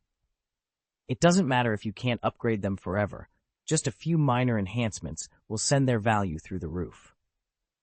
Until now, Ethan had been casually discarding every elf corpse he collected after defeating wild elves, but those remains aren't exactly cheap. From this point on, he'd treat them as precious commodities and demand at least triple the usual price. Time to put these resources to good use. Chapter 188 absorbed some things you can't judge at a glance, so Ethan decided to capture the two foul-smelling mud slimes for closer study. Their stench was revolting, but if these creatures held the promise of profit, a little odor was a small price to pay. Foolish beast, seize the larger slime with your mind. Zala, summon a frozen wind and lock them in ice. Dark Crow, unleash your corrupting waves. At Ethan's command, his summoned allies sprang into action with surprising synchronicity. The foolish beast and the Dark Crow dropped their hands from their noses. No foul odor would slow them now. Even Erao, the elven archer, didn't question Ethan's strategy. After a brief hesitation, he knocked an arrow and loosed it at the struggling slimes. Ethan watched in silence. He knew his bond with the elves was still new. If today's cooperative strike was any measure, they'd forge true understanding in the days to come. Focusing its telekinetic power, the foolish beast wrapped both mud slimes in an unbreakable grip, concentrating extra force on the larger specimen. In the same instant, Zala's frozen wind swept through, encasing the creatures in a shell of glistening ice. The two slimes hung suspended, helpless and fully contained, ready for whatever experiments Ethan had planned next. Ethan had spent the entire day honing his ice magic, and for the first time his movements felt fluid instead of jerky. Small breakthroughs flickered at the edges of his control. Icicles that formed into perfect crystalline shapes, frosty mist that settled exactly where he willed it. His talent for the ice element had always been exceptional. It was only the environment he'd grown up in that held him back. Living deep within the ice caves of the Frostlands, surrounded by elves whose mastery of cold magic was second nature, Ethan's own progress had appeared modest by comparison. Paula, the sky-blue elf prodigy, had paid little attention to his efforts, confident in her own formidable skills and apparently unconcerned with mentoring him. Yet despite Paula's legendary reputation in the Frostlands, life here turned out to be far more demanding than Ethan had anticipated. High above them, a sleek dark crow burst into the gray sky, beating its wings with such force that a cold gust swept across the snowy ground, dispersing a lingering stench. The crow had mastered the sinister spell known as Malevolence Gust, and now it condensed a palpable aura of malice around its feathers. With a single piercing caw it unleashed the dark wind, sweeping it down toward two sluggish shapes on the packed snow. "Gah!" one of the creatures screamed, a pair of sludge slimes, their gelatinous bodies quivering in surprise. They'd been drawn by a heady, floral scent, the rare nectar of frost blossoms blooming nearby. But they'd arrived too late. A flock of supersonic bats and gaping-jaw cave bats had beaten them to the prize, devouring every last drop of the blossom's perfume. Now the slimes could only gape at the crow's malignant attack. Ethan watched the scene unfold and steadied his breath. If he wanted to carve out a place for himself in this harsh domain, beneath the indifferent gaze of mages like Paula, and amid creatures that fought each other over the smallest advantage, he'd have to push his ice magic even further. The cold air around him crackled with possibility. He would not let his talent go to waste. Ethan peered down the tunnel and saw the remains of supersonic bats and large-beaked bird corpses strewn across the floor. The fetid scent was an irresistible lure for the two mud beasts. As soon as they caught the odor, they abandoned everything and dove headlong into the grisly feast. So utterly absorbed in gorging themselves that they forgot their original mission, they didn't even notice observers gliding silently along the tunnel walls. It wasn't until the flood of carcasses finally ebbed that the mud beasts realized why they'd come. But by then it was too late. Bloated from overeating, their limbs felt heavy and unresponsive. They could barely turn, let alone spring into battle. Seizing the opportunity, the two dumb beasts wrapped them in a crushing embrace, while a squadron of dark crows swooped in from above, pecking and clawing at any part of flesh left unprotected. At the same time, ethereal elven tethers snaked around their limbs, binding them fast. Within moments, the mud beasts collapsed, utterly defeated. Ethan stepped forward and released two standard elven bolas, each one snapping tightly around a subdued creature. As the final scuffle died away, the rancid stench that had choked the tunnel began to lift. The dark crows beat their wings furiously on either side of the passage, fanning away the last lingering haze. One of the dumb beasts picked up the tightly bound mud beasts in its powerful jaws and carried them back to Ethan's side. The tunnel fell silent once more, save for the echo of distant dripping water, and the relieved sigh of a mission finally accomplished.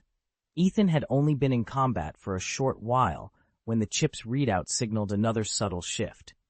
His yellow-fetid mud affinity had deepened further. Such a change might go completely unnoticed by anyone without the chip, but for Ethan the numbers didn't lie. His entire physique was edging upward in capability. At the same time, the wraith that had inhaled that trace of purple poison gas finally shook off its dizziness.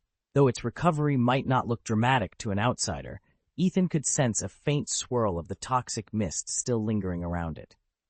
The chip confirmed what he suspected. The wraith's venom talent was inching upward at a steady, if slow, pace. If this trend continued, it would keep strengthening until every mode of gas was absorbed. "How are you feeling now?" Ethan asked, slipping the elven orb, inside which two spheres of fetid mud glowed faintly, into his pocket. The wraith let out a giddy, echoing laughter, "Ke," and whirled around him in tight, eager circles. It was in high spirits, its form brimmed with renewed vigor. Ethan offered a satisfied smile. The creature's enthusiasm told him all he needed to know. Their next challenge wouldn't be easy, but they were more than ready. Ethan frowned as he inspected the ghost's latest output. "It looks like they've already produced those toxic glycosylated antibodies," he said. "So next time, we won't have to worry. Just don't push them beyond their limits, and everything will be fine." Nearby, the claw-tailed scorpion elf Ethan had soothed before watched the ghosts with envious eyes. As a venomous elf himself, he found their strange, acrid odor irresistible. So much so that had someone else tried to calm him, he might have thrashed wildly. Ethan noticed the scorpion's anxious expression, reached down, and gave its armored head a gentle pat. "Hey, snack buddy," he teased with a smile. "Don't worry, I've set aside your share of the serum. For now, all you need to do is get used to your new body and grow up as fast as you can." The scorpion elf's eyes lit up. He bobbed his head eagerly, then dropped into rapid push-up motions to show he was more than ready.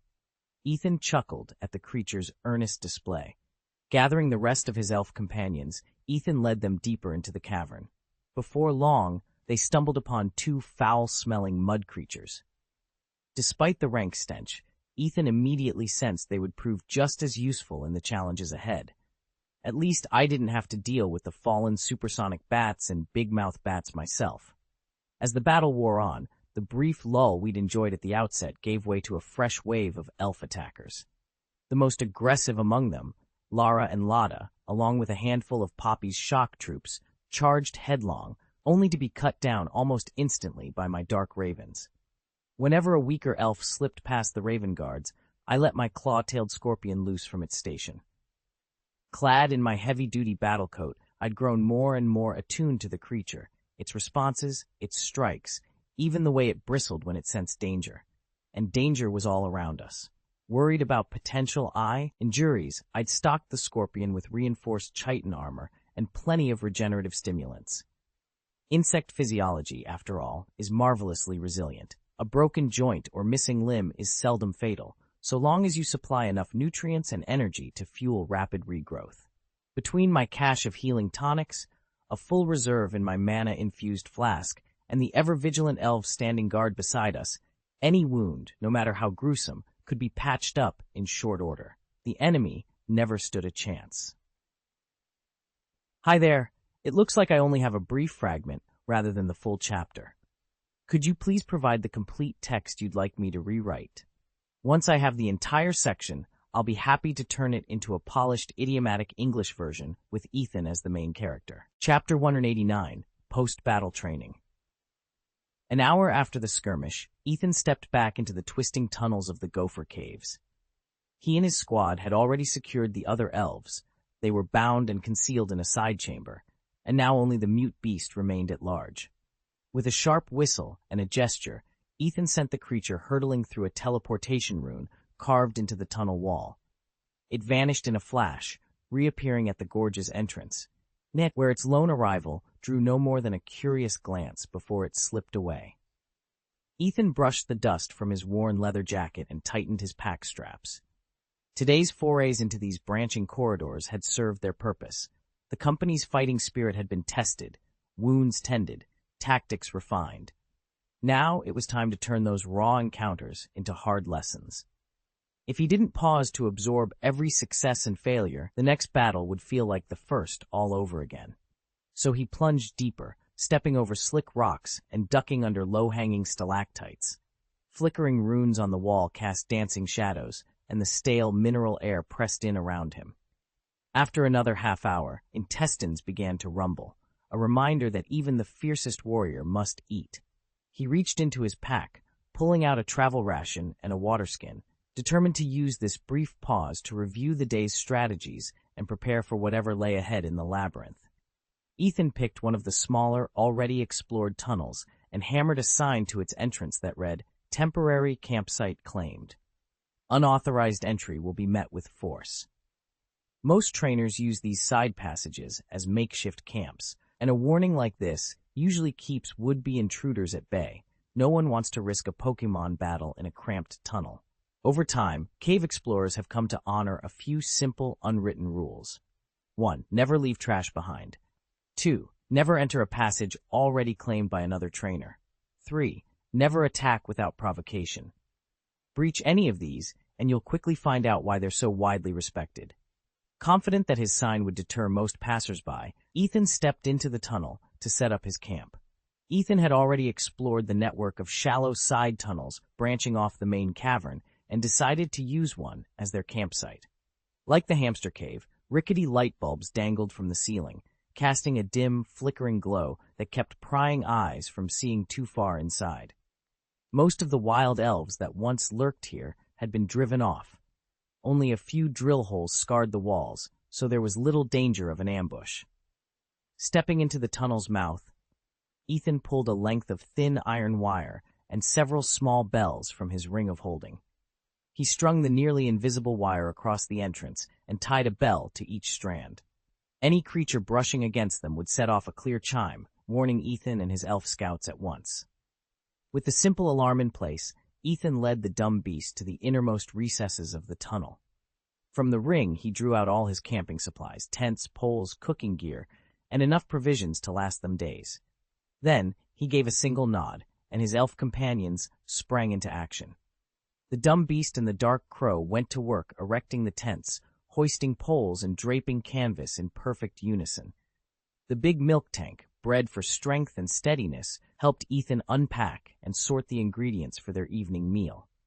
Paula and the ghosts set to gathering firewood, arranging kindling, and clearing a safe perimeter for the campfire. Within minutes, the shadowy tunnel had been transformed into a secure, well-appointed campsite, ready for whatever lay ahead.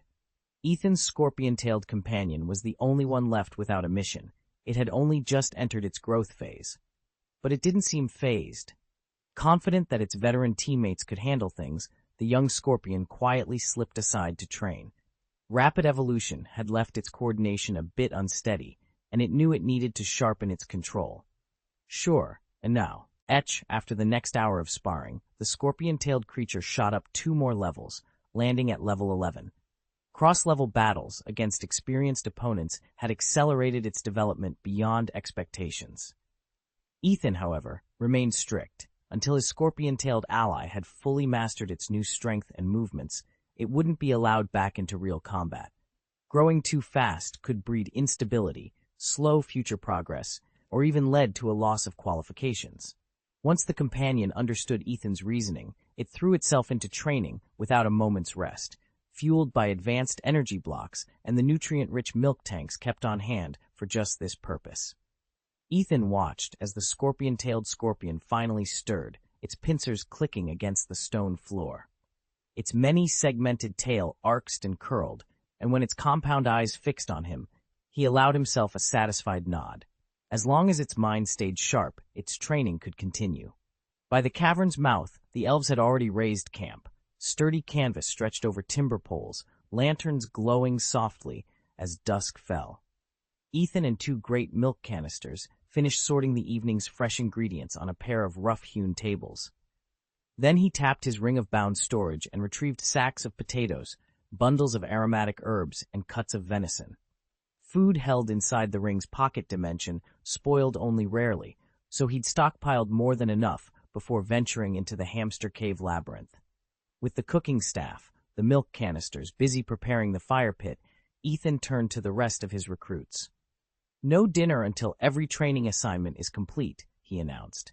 The elves saluted and dispersed into the tunnel network, each to their appointed task.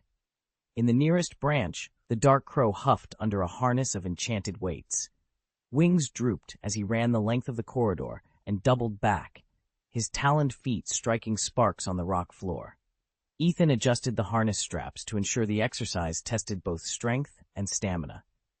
A few paces away, the silent beast knelt beside a shallow underground stream. Ethan instructed it to channel its innate superpower through the water, shaping and rotating the flow without invoking its normal water artistry gestures. With a mighty flex, the creature's forelimbs churned the current into tight vortices that danced in torchlight. Deep in a side gallery, the poison wraith, nicknamed Ghost, hovered amid a sickly violet haze. It had inhaled a concentrated blast of toxic miasma earlier, but its control was unsteady. Ethan stepped forward, pointing to a rough stone wall. "Exhale in a steady beam," he said. "Let's see if you can corrode the rock." The wraith drew in a quivering breath, then released a narrow jet of purple gas. The stone hissed as the poison etched shallow grooves into its surface. Ethan allowed himself a faint, approving smile, definite progress. He checked his pocket watch. The elves' drills were nearing completion, and soon the stew, stewed slowly over a crackling fire with ingredients from his ring, would be ready. But tonight, he reminded himself, nothing came before training. In the depths of the hamster cave, every ounce of skill, endurance, and mental fortitude might mean the difference between victory or disaster. Under the flickering torchlight, the cavern echoed with panting breaths, flapping wings, and the soft hiss of corrosive gas. Ethan stood firm, watching over his makeshift army. By dawn, he promised himself, they would be stronger than ever. "I'm Ethan." Paula knelt nearby, following the instructions I'd given her for ice energy control. She summoned a jagged fragment of frost in her palm, then, rather than hurling it, focused until it swelled into a solid disc, as hard and round as a hockey puck. As for me, my scorpion tail coiled behind me, I didn't need anyone to assign me a training regimen. I simply eased myself to the cave floor and ran through a series of demanding bodyweight drills, push-ups, squats, planks. My breath came steady and rolled, each repetition sharpening my form. Before long, the rich scent of roasting meat drifted through the cavern. If not for our unfinished tasks, I was certain the assembled elves would abandon their exercises and swarm the racks of spit-roasted fowl. Setting aside my last set of planks, I reached for the small bamboo fan I'd brought and began to fan the charcoal beneath the grill. Tiny beads of fat and juices hissed as they fell onto the glowing coals, sending up little tongues of flame that kissed the underside of the spit. Moments later, the first Dark Crow trainee who'd completed his assignment staggered over, chest heaving with exertion. He stopped at the edge of the pit, utterly captivated by the golden brown roast before him, his eyes shining with hungry anticipation. Ethan held back from diving into his meal, even though he was first in line, choosing instead to suppress his hunger until the other elves could eat with him after their training. Some of their drills were grueling. For instance, the exercises meant to train the war beasts often spanned more than one day. Seeing how worn out they were, Ethan called them off for now and postponed the rest of the session. He wanted everyone rested and alert, their recent battlefield lessons still fresh in their minds. Paying off debts feels like an endless battle.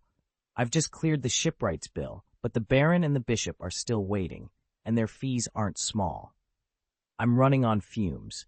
If I don't tackle tomorrow's invoices tonight, I'll only fall further behind. Still, there's something worth celebrating. Tonight we honor the arrival of our first true commander. Chapter 190, Database Reorganization. After dinner, the elves withdrew to their quarters to rest. Ethan lay on his narrow cot, gazing up at the pale, crystal-cut ceiling, when a crisp tone suddenly sounded inside his mind. Beep! Data analysis and database reorganization complete. He sat up and answered mentally. 2 days ago, his neural implant had begun crunching the raw logs from the Lake Anger research station, and at last the arduous calculations were finished. Chip, he asked, what's our effective data utilization rate? He'd instructed the chip to copy just 15% of the station's massive database, a small sample intended to speed processing and avoid drowning in irrelevant noise. But copying data and extracting value from it were two very different things. Effective data utilization, 78%, the chip replied. Ethan's brow lifted in surprise. He hadn't expected nearly 4 out of 5 entries to yield actionable insights. That far exceeded even his most optimistic projections. A faint smile curved his lips. With data this robust, the next stage of his plan would proceed more smoothly than he'd ever dared hope. Ethan stared at the darkened console of the Angry Lakes research base. He knew it once housed a treasure trove of research data. Now, however, every archive was offline. He tapped the screen, half to himself, half to the AI chip embedded in his palm. Is there anything here that could help with my previous tasks? He murmured. 3 problems had been dogging him relentlessly, speeding up the development of superpowers, incubating Kira's elven eggs, and uncovering the precise effects of the half-bottle elven catalyst. He activated the chip's task module and issued his command. Task analysis. Begin. Restart all pending tasks. Estimated time to completion, 24 hours. Within seconds, the chip glowed to life, sifting through the fragments of newly acquired data. Ethan winced at how long it took. This chipset wasn't cutting edge. But 24 hours was still better than weeks of blind trial and error. He leaned back in his chair and watched the progress bar crawl forward. The moment the simulation reset, he launched a second assignment. Initiate simulation. Design advanced energy blocks for metal monsters. Requirements. Preserve their current growth rate while minimizing mass. Despite the data gap in the base's archives, Ethan recalled every detail of Dao's custom high-tier energy cells, the very ones powering her metal golems. Now his goal was to refine that blueprint, strip away unnecessary heft without sacrificing output. As the second simulation began churning numbers, Ethan allowed himself a brief, satisfied smile. In 24 hours, he'd have answers, and a clear path forward. Ethan stared at the floating prompt before him. If he could figure out how to mass-produce these special energy blocks, they'd become a steady source of income, and might even win him a favor with Devon. Task dropped. Task established, the voice of his implanted chip chimed. It confirmed the new assignment, but tellingly offered no deadline. The request was unusually complex. Even the chip wasn't certain such an energy block configuration was possible. Putting that worry aside, Ethan reached into the ring on his finger and pulled out his energy block crafting kit. He hadn't used it since forging the Dark Crow, and for good reason. Those were no quick jobs. Today, however, his priority was different. He needed to produce exclusive, high-grade energy blocks for the 2 elves in his party. One was the voluptuous enchantress everyone privately called the Big Milk Tank, and the other the lithe archer nicknamed the Pull. He'd meant to tackle this right after they'd escaped the black market, but there simply hadn't been a spare moment. Now, with a rare lull in activity, Ethan set up his portable workbench and began assembling the first crystal matrix. These energy blocks, designed to subtly accelerate a spirit's growth, would be infinitely more valuable in the field than sitting idle in his inventory, and the sooner he finished, the sooner his allies and his bank account would see the benefit. Ethan began by preparing the core components for a high-grade energy block meant for the beast. He took the basic raw materials, minerals, crushed bone fragments, and nutrient-rich algae, pulverized them into fine powder, and stored each in separate glass vials. These powders formed the foundation of advanced energy blocks, whose primary purpose is to subtly strengthen an elf's physical constitution and speed up its recovery of stamina. Although intermediate blocks offer a similar effect, their potency is noticeably weaker. With the base powders set aside, Ethan moved on to the formula's secret ingredients. First came a blend of complementary medicinal roots and flowers that, when combined, achieve their full therapeutic power. Next, he added a handful of rare orchard fruits, whose natural sweetness not only improved the taste, but also slightly enhanced the block's revitalizing properties. Finally, he incorporated the most refined element, a precise measure of crushed grass leaves and root fibers. Ground to a bright green powder, this botanical extract would elevate the energy block's efficacy to its highest potential. Once all components were meticulously weighed and vied, Ethan began the delicate process of fusing them. As he worked, a faint, exhilarating glow pulsed around the mixture, an unmistakable sign that the energy block was coming to life. When he finally pressed the newly formed block into its mold, it shimmered with promise, a perfect melding of strength, stamina, and subtle vitality, ready to empower the beast for the challenges ahead. Under the microchip's precise guidance, Ethan began preparing the largest reaction vessel. One by one, he added each compound in the exact sequence dictated by the program, weighing every ingredient to the milligram. After each addition, he adjusted the mixer's speed and duration according to the chip's readout. Tiny deviations here could spell disaster for a high-grade energy block's potency and yield. This stage is notoriously tricky. Even experienced cultivators who can routinely craft intermediate-level energy blocks often stall when they first attempt the advanced variety.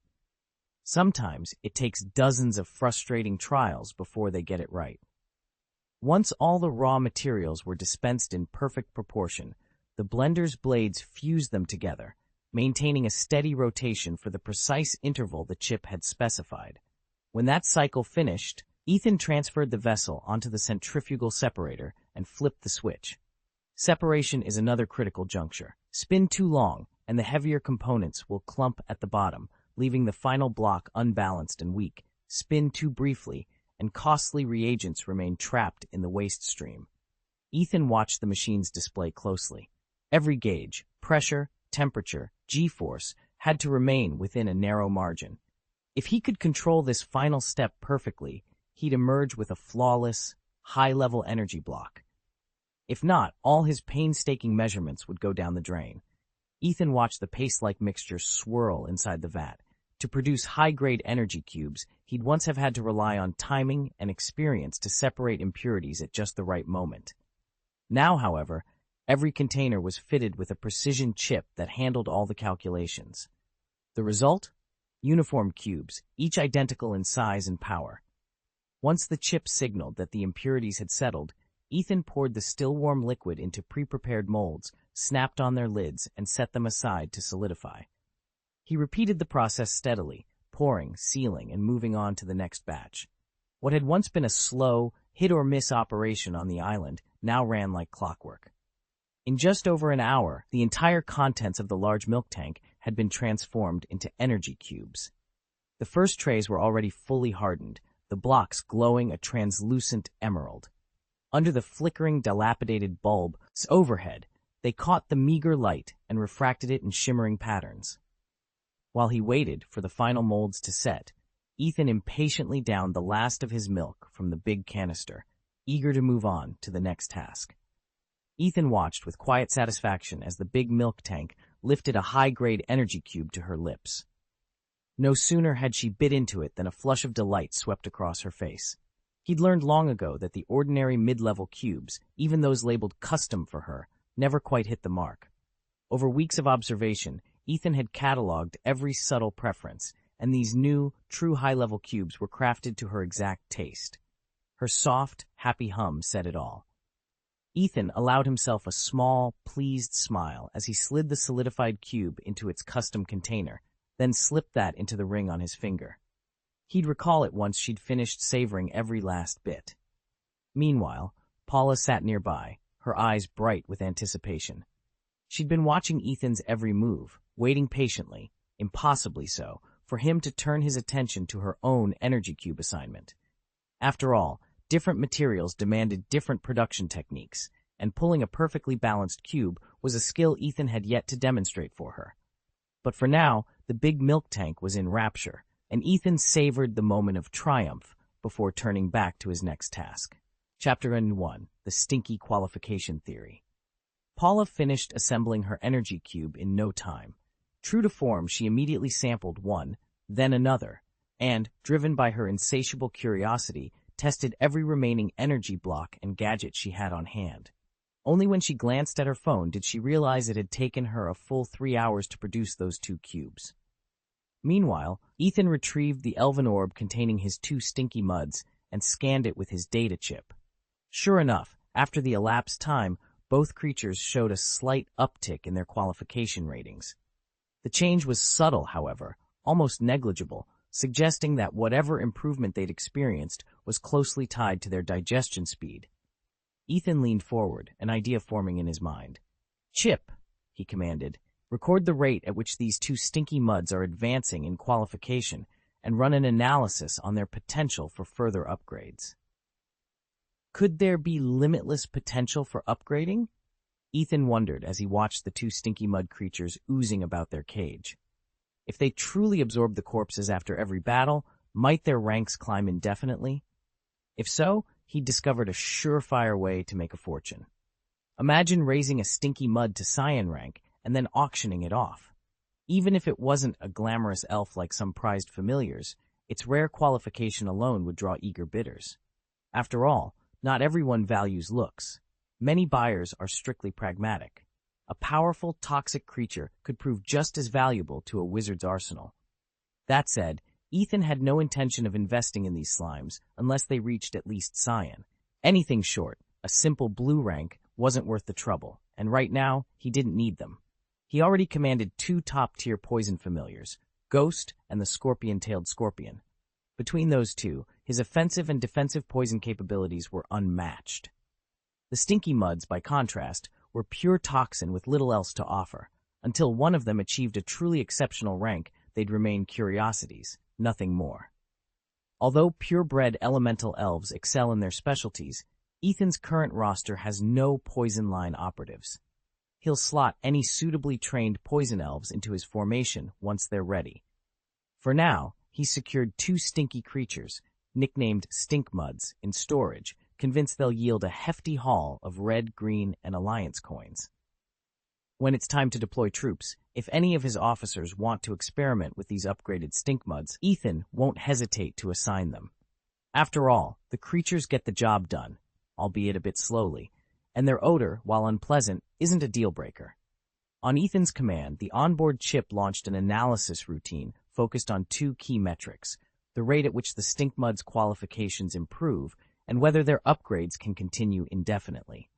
Within seconds, it had captured the smallest qualification fluctuations and projected their growth trajectory. A comprehensive analysis table and a live data wave chart materialized before Ethan's eyes, giving him clear insight into the Stink Mud's potential. According to the chip's analysis, the yellow-tier Stinky Mud can evolve to dark yellow in 3 days, and once it reaches dark yellow, it will need another 5 days to shed its remaining yellow traits and attain the green tier. Beyond that point, however, the chip can't give a definitive answer. Its calculations show that even if further evolution were possible, the resources required would be far beyond what Ethan can afford. In other words, it's more practical for him to stop chasing endless mutations and focus on training his elves instead. The chip also ran a side-by-side comparison of 2 specimens.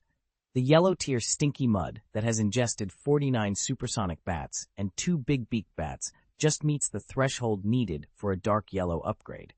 By contrast, the original dark yellow Stinky Mud required 52 supersonic bats plus the same 2 big-beaked bats.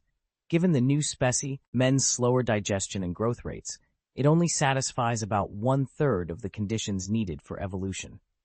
Ethan stared at the chip's latest readout.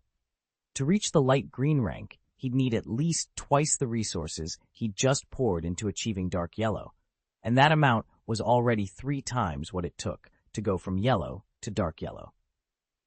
If each promotion truly demanded a 3-fold increase, climbing beyond light green would require thousands of elven corpses. Even if he only harvested high-level elves for their superior energy yield, the scale of resources was staggering. He wasn't a mindless executioner. He knew better than to rush in without data. So he let the chip continue its scans, crunching numbers behind the scenes. After a while, it produced a rough projection. A yellow mud tier qualification could evolve as far as light green, and a dark yellow mud tier might cap out at green. Of course, these were only theoretical limits. Actual evolution might deviate, but at least the chip now had a working hypothesis for why these mud tier ranks could advance at all.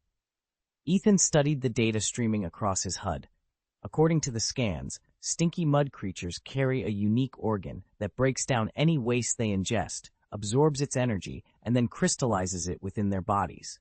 Human researchers have long been aware of these mysterious crystals, but they've never been able to determine how they form or what purpose they serve. Nor could they say whether harnessing this process might finally solve the world's garbage problem. Ethan's chip had even recorded supersonic bats, another scavenger species, being reduced by the same organ and transformed into those opaque crystals. Curiously, a portion of the absorbed energy always leaks during decomposition. That leaked energy doesn't go to waste. It actually augments the stinky mud's mass, boosting their overall strength and, in turn, improving any post-upgrade qualifications they might undergo. So why had nobody realized that stinky mud could enhance their own abilities simply by consuming carrion? Ethan thought he knew the answer. In everyone's mind, stinky mud were nothing more than goblin-like creatures that fed on filth. Their unappetizing reputation kept researchers from looking deeper, so no one ever connected the dots between corpse consumption and qualification enhancement. Now with this new insight, Ethan wondered how long it would take before the rest of the world caught up. Ethan surveyed the foul-smelling pit where he'd been harvesting sludge. A few elf corpses occasionally surfaced amid the muck. Unsurprising, given how many perished in the wild, but such stray remains did nothing to diminish its value. And even if someone inadvertently swallowed a fragment, buyers had already passed strict screenings. They were checked to ensure they hadn't eaten any forbidden flesh. With the elves' current technology, detecting microscopic traces of corpse in the sludge was simply impossible.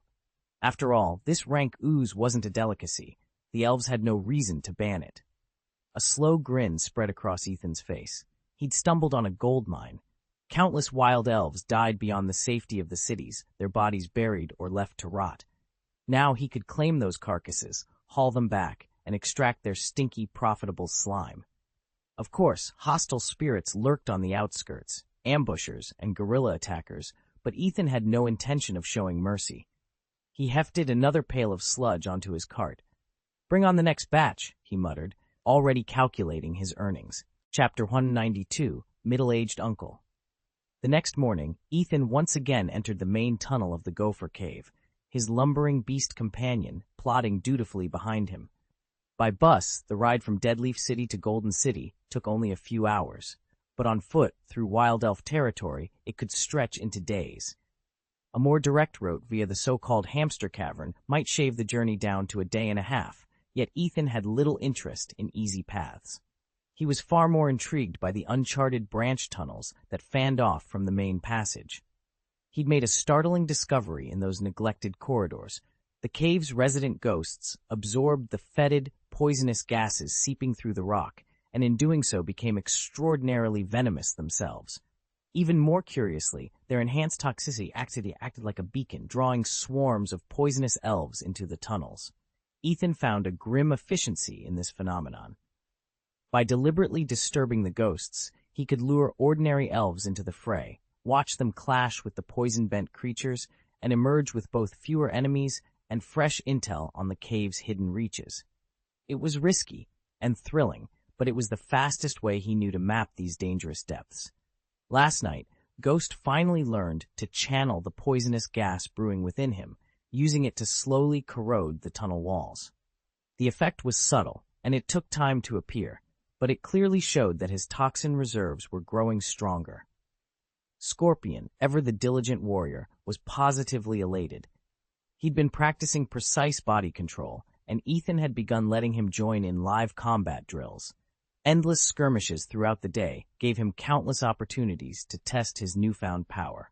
With each level he climbed, and thanks to his sniper-like accuracy, those lowly Ladas below level 10 barely stood a chance against his attacks. The other elves weren't slacking either. Each one sharpened existing skills and learned to pace themselves in battle. When they faced unfamiliar opponents, they deliberately held back just enough. If a fight ended too quickly, they'd lose the challenge they craved. By the time the sun dipped below the horizon, Ethan couldn't have been prouder. Every elf in the unit had made remarkable progress. Even Dark Raven had conquered his latest trial. He can now fight comfortably while carrying a 30-pound load. Ethan's water beast may seem simple-minded, but it melds superpower energy with its water element so seamlessly that as long as its water reserves stay at 80% or higher, it can move with surprising agility. Ethan believes pushing it to a full 100% is entirely possible, and there's no doubt its water techniques can grow even stronger over time. Meanwhile, Guisi has absorbed 2 volleys of toxic gas in a single day and has finally unlocked his own poison system. Once he masters both poison streams, his ability to wear enemies down will make him the deadliest member of the party. The healer's progress has been the slowest, but Ethan never demanded more from her than maintaining the team's stamina and casting Healing Chime when necessary. Even so, she refused to settle for basics. With Ethan's encouragement, she spent every spare moment strengthening her body to prepare for more advanced skills down the road. Her physical power has surged noticeably, remarkable progress, especially since she isn't even relying on her scorpion tail clamp. Tara and Ethan had effectively perfected their unspoken understanding in battle. Whether it was the influence of the new energy crystals or the challenge posed by the claw-tailed scorpion that accelerated Tara's growth, the result was the same. During today's fights, she learned to anticipate Ethan's ever-evolving tactics and to flow seamlessly with his inventive style. Their final opponent, a massive scorpion whose curved tail crackled with venom, proved the perfect test. When the dust settled, Ethan's level had inched upward to 12. More important, he felt intimately acquainted with his body's new capabilities. By tomorrow's rematch, he knew he could unleash his full strength. With the summoned elves tucked away, Ethan set off in search of a side tunnel to serve as their campsite. Not 10 steps in, a middle-aged man carrying a mountaineer's pack and leaning on a shovel stepped in front of him. The stranger offered an easy smile as he blocked the entrance to the very passage Ethan had picked out. Ethan had no particular attachment to that tunnel. If the man needed it, he was ready to find another spot. Still, something about the stranger made Ethan pause. There was a faint, unsettling odor clinging to him. Ethan caught it before he even saw the man, a faint, acrid stench of death that lingered in the air. It wasn't the sharp tang of freshly spilled elf blood. It was the dull, lingering odor that only settled in after the killing. He'd grown accustomed to erasing his own trail as soon as a job was done, wiping away blood, washing off sweat and dirt, because a few people, like him, were unnervingly sensitive to these things. Most would never notice, but to Ethan, the man ahead had barely concealed the smell with some earthy powder, too hastily, too clumsily. "Heh, sorry, kid," the middle-aged man said, laughter in his voice as he shuffled forward. "This tunnel's my home. I only come topside during the day. Mind using another passage? I'd appreciate it." As he spoke, the man slid to one side, partly blocking Ethan's view of the tunnel's depths. It looked like a careless maneuver, but for Ethan, who had been watching every detail, it was a red flag. A flicker of light danced in his dark eyes. Something about this man was very wrong. Ethan's eyes narrowed as he studied the narrow branch tunnel. There was definitely something odd about this place. He cleared his throat, plastered on a casual smile, and turned to the middle-aged man who just emerged from the shadows. "Ah, so you've been living down here all along, Ethan said, sounding contrite. I had no idea. The first time I came through this gopher hole, I must have disturbed you. I'm really sorry. At Ethan's words, the man visibly relaxed. He scratched the back of his head, trying for a stern smile that still couldn't hide his amusement. No trouble at all, young man. Listen, why don't you use one of the other tunnels for your camp? This one's mine. Ethan returned the smile. Not a problem. I'll move to another spot right now. The man's grin brightened until, at the last moment, he hesitated and added, But. Ethan watched his expression shift, and inwardly he felt a flicker of satisfaction. But I did leave some tools in here, he said lightly, so I'll need to pop back inside and grab them. Hope that's all right with you. The uncle stiffened for just a heartbeat before nodding. Ethan knew he'd pushed the right button. Now he just had to see what or who might be hiding further in. The middle-aged man's easy grin slowly slipped away. He leaned closer, studying Ethan's calm, unreadable eyes. After a long moment, he let a new smile spread across his face, gentler, more sincere, though threaded with a faint chill. You're coming with me to fetch it, little brother? He asked softly. Ethan met his gaze without flinching. All right, he replied. One more time, the man murmured, as if steeling himself for what lay ahead. Chapter 193, The Question. Please remember to bookmark this site on your phone so you never miss a new chapter of The Dark Rise of the Elves. Ethan followed the middle-aged man into the dimly lit tunnel.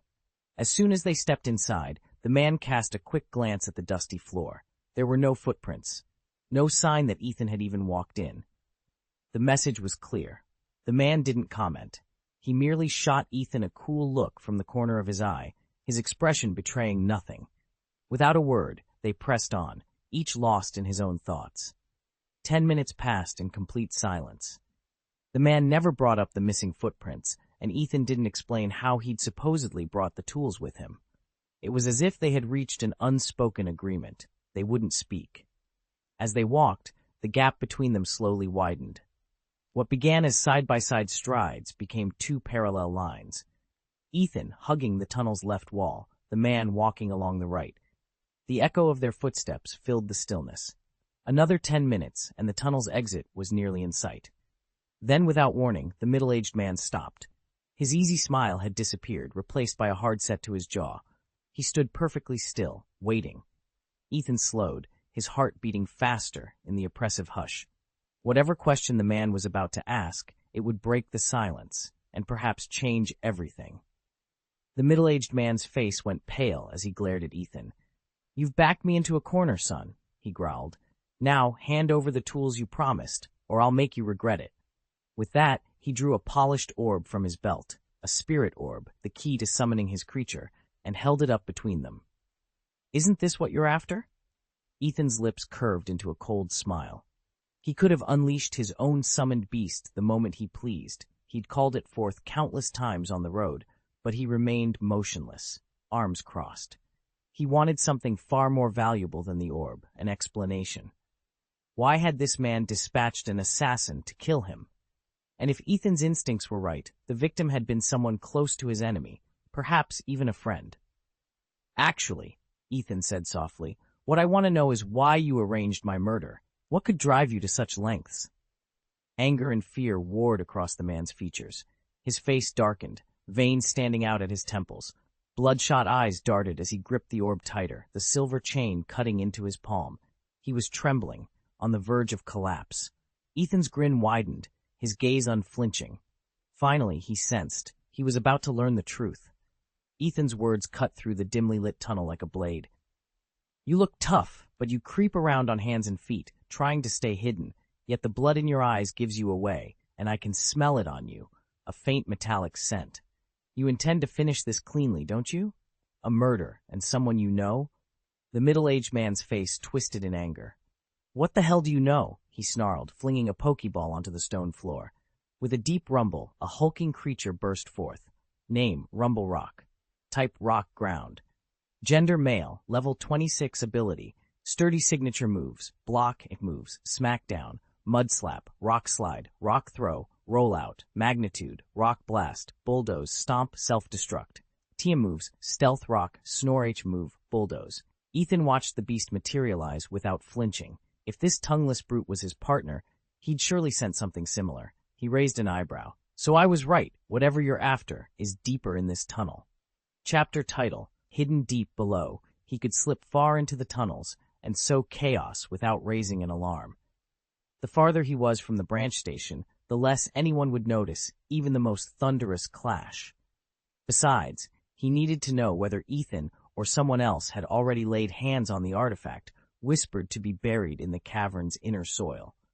Judging by Ethan's tense expression, it was clear the young trainer already possessed. The man's patience snapped as he watched Ethan lift another spirit orb from his belt. "Answer me," he demanded, his voice low and dangerous. When Ethan remained silent, the man stepped forward, ready to employ whatever force was necessary to extract the truth. Ethan's companion, a water spirit often dismissed as a slow, dull-witted beast, hovered at his side, its iridescent scales shimmering faintly in the torchlight. Despite its odd appearance, its special abilities made it a formidable ally in battle. Yet the man felt no fear. He had his own lineup of spirits to call upon, and if Ethan had more hidden, so be it.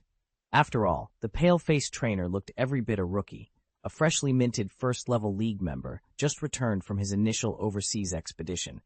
He wouldn't underestimate Ethan. Secrets and surprises could cost him. But for now, the man's dark eyes burned with impatience. The deeper tunnels beckoned, and the truth lay buried in the soil below. Ethan could feel the stairs before he even entered the tunnel. At his age, the gap between his elves' levels and those of his peers was glaringly obvious, clear proof that he simply lacked raw talent as a trainer, and it showed in the creatures he attracted. No wonder other trainers looked down on him. Still, he'd already defeated several friends who'd assumed they were his equals, and that had done wonders for his confidence. His first Pokeball hit the ground with a click, and a red capture beam flared to life. When it faded, a giant needlebee buzzed into view, its pale yellow crest gleaming in the tunnel's dim light. Level 22 wasn't shabby for a civilian trainer's elf. This one alone explained how he'd managed to outmatch those overconfident classmates. In a crowd of ordinary trainers, even a single yellow-tier creature was rare. Ethan now had two. Without hesitating, he twisted open a second ball and flung it onto the rocky floor. Another red beam shot out, and when it died away, a light yellow elf hovered before him.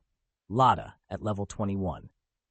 In truth, none of the three elves in his lineup were prodigies, ordinary at best, but Ethan couldn't help a small pang of envy for Rongian's self-destruction skill. Still, with two yellow-tier elves already on his side, he knew he was finally on the rise. Ethan hugged the wall of the narrow tunnel as the echoes of his summoning began. Even if you trusted every single creature you'd called, squeezing them all into a space this tight risked a cave-in. The man across from him raised a single eyebrow and said, "You're really going to bring out every one of them?" The weight of Ethan's first kill, the shock, the guilt, the fury he'd tried so hard to conceal, surged through him. He didn't hesitate. With a swift motion, he slapped his elven summoning talisman onto the rough stone floor. In an instant, a swarm of midnight-feathered crows flapped into existence above them. Armored Dura beasts materialized at Ethan's side, their heavy hooves clattering. Pale, wailing ghosts drifted in from the shadows. Massive, steam-venting, milk-can golems rolled into view. And before anyone could react, a claw-tailed scorpion the size of a hound skittered across the ground, its tail arcing overhead. That was more than enough to fill the tunnel, and Ethan could have called forth a giant beaked warbird or a pair of foul-smelling mud creatures if he'd wanted to. The man's smirk vanished. His face went ashen as he stared at the hissing, chittering bestiary Ethan controlled. Regaining his wits, the man lunged for his holstered weapon. "Freeze!" he barked, voice cracking. "Hands where I can see them." Understood. To proceed with the rewrite, please paste the full text of the next chapter, chapter 195, or whichever follows, that you'd like me to revise. Once I have the source, I'll transform it into a coherent, idiomatic English version, renaming Aoki to Ethan and ensuring he's clearly portrayed as male. Chapter 195, The Fight. Ethan raised his hand, summoning every elf in the clearing to stand before him. Their eyes darted nervously, but none dared to speak until he locked onto a single figure, a middle-aged elf with hollowed cheeks and haunted eyes. This, Ethan knew, was the man's first kill, its shadow still clinging to him. "You can stop hiding," Ethan said quietly, his voice carrying across the tense circle. "Tell me why you did it." The elf's shoulders shook. Guilt and fear warred in his expression, but he knew there was no turning back. Ethan nodded once, as if to himself. Competition over resources, however brutal, was normal in this cannibalistic world. Without ambition, an elf might survive, but he would never rise in the Alliance's ranks. For common folk, status meant everything. Then, with a strangled cry, the elf unleashed a torrent of battle incantations. Stonequake, Phantom Shard, Great Needle Bee, Focus Your Venom, Radha's Blade Dance. His face drained of color, veins pulsing beneath the skin, yet each command rang with deadly precision. Ethan stepped forward, murmuring an incantation of his own.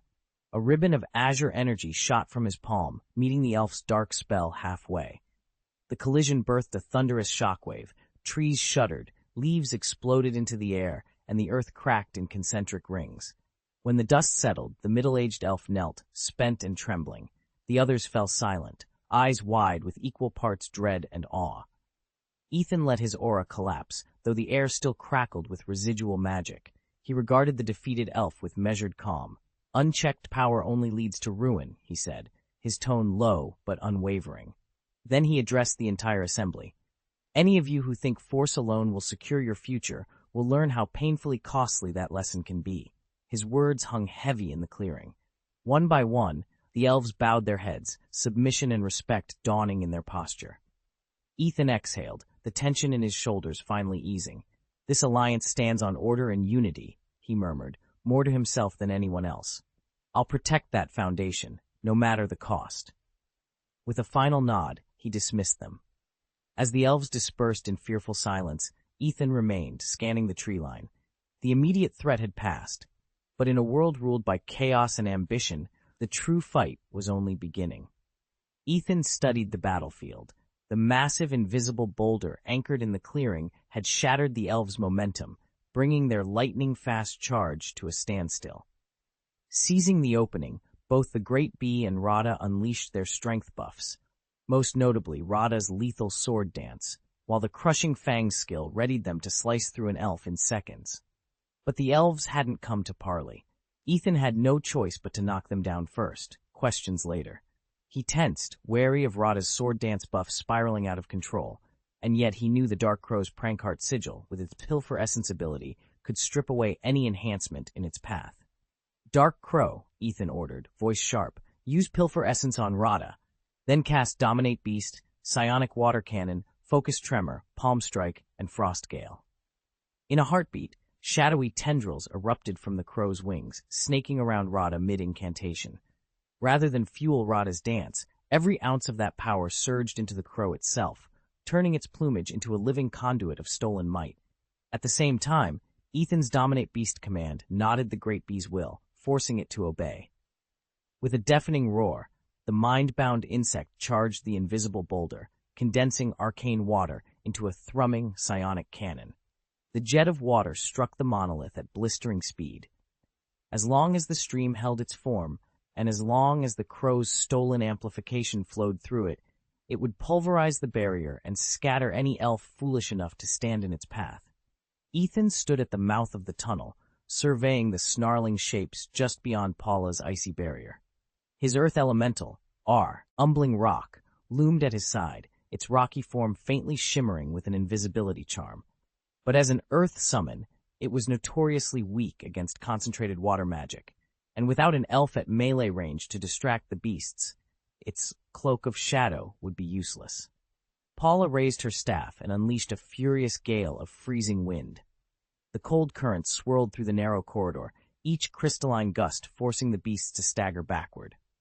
They slammed against the tunnel's end, pressed between the unyielding stone wall and the biting chill, growling in frustration. Rumbling Rock trembled. A deep, resonant groan rolled from its core, a sure sign that even contained magic was straining its rocky form. "Don't let up!" Ethan shouted. He tapped his wrist sigil, sending commands rippling through his bonded summons. "Dark Crow, once the wind subsides, dive in and slash with your wings. Sting Bee, trap them in your web and pull them into range. Rumbling Rock, lift those boulders and rain them down. Rada, wait for my light flare, then unleash your flashing incisors. At his side, the middle-aged elf who'd mentored Paula nodded grimly. He knew how perilous these bestial brutes could be, stronger, more savage than anything the forest normally produced. Stopping them here was their only hope. Rumbling Rock, his greatest creation, would be the linchpin. Paula's wind spell faded, leaving the tunnel suffused with a thin, biting frost. Dark Crow launched itself forward in a black blur, talons glinting. Sting Bee flitted above, its barbed legs weaving an unbreakable snare. Rada crouched low, eyes sparking with an inner light, ready to join the assault. With a final nod from Ethan, Rumbling Rock heaved. Chunks of stone broke free from its shoulders and arms, hurtling down upon the trapped beasts. The first impact cracked the tunnel floor like thunder. Stunned by the sudden barrage, the creatures staggered as Dark Crow tore at their flanks, and Sting Bee's trap drew them in tighter. At Ethan's signal, Rada erupted in searing light, her incisors flashing like blades through the darkness. In that instant, the tunnel bore witness to the full might of an elf summoner's arsenal. Earth, wind, light, and swarm coordinated into one unstoppable strike. The brutes stood no chance, and as the last echo of stone on stone faded, Ethan allowed himself a small, satisfied smile. Together, they had held the line. Ethan's Dragonite lay pinned beneath a trio of wild Pokémon, Beedrill, Raticate, and Murkrow, and its strength was effectively neutralized. If this continued, Dragonite wouldn't last another strike. But Ethan had more than just his dragon on the field. In an instant, Ghastly and Snorlax hovered into the fray, eager for their turn. In the wild, battles were unforgiving. Lose, and you might not walk away. Both trainers had already knocked out a Pokémon. Why not finish the job? A billow of purple haze and Ghastly materialized beside the giant bee. With a sudden roar, it lashed out with a fiery fist of flames, striking Beedrill squarely in the thorax. The impact sent the insect Pokémon reeling, but before it could recover, Snorlax thundered forward.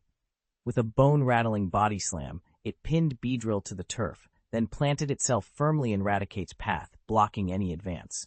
Above them, Murkrow's black wings sliced through the air. After powering itself with Swords Dance, the crow Pokémon dove in with two merciless wing attacks. Dragonite reeled under the twin blows, its wing beats faltering as it struggled to stay aloft. One more hit like that, and it might fall for good. But Ghastly wasn't done. In a heartbeat, the ghostly Pokémon condensed its smoky essence into a single blazing punch.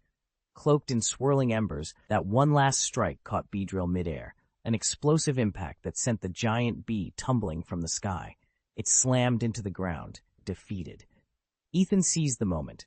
With Ghastly and Snorlax holding the line, Dragonite flexed its mighty wings once more.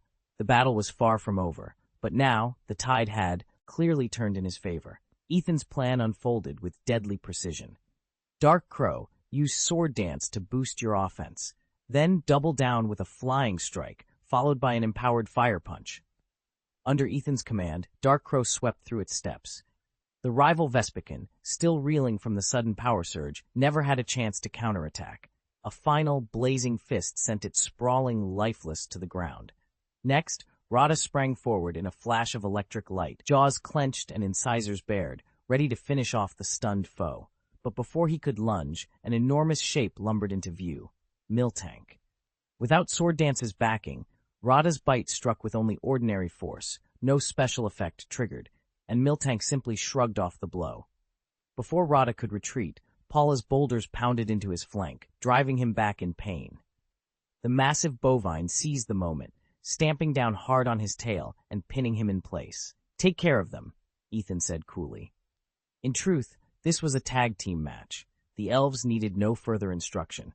Working in perfect sync, Dark Crow and Miltank pressed their advantage. Within moments, both Rumble and Rada collapsed, utterly spent and defeated.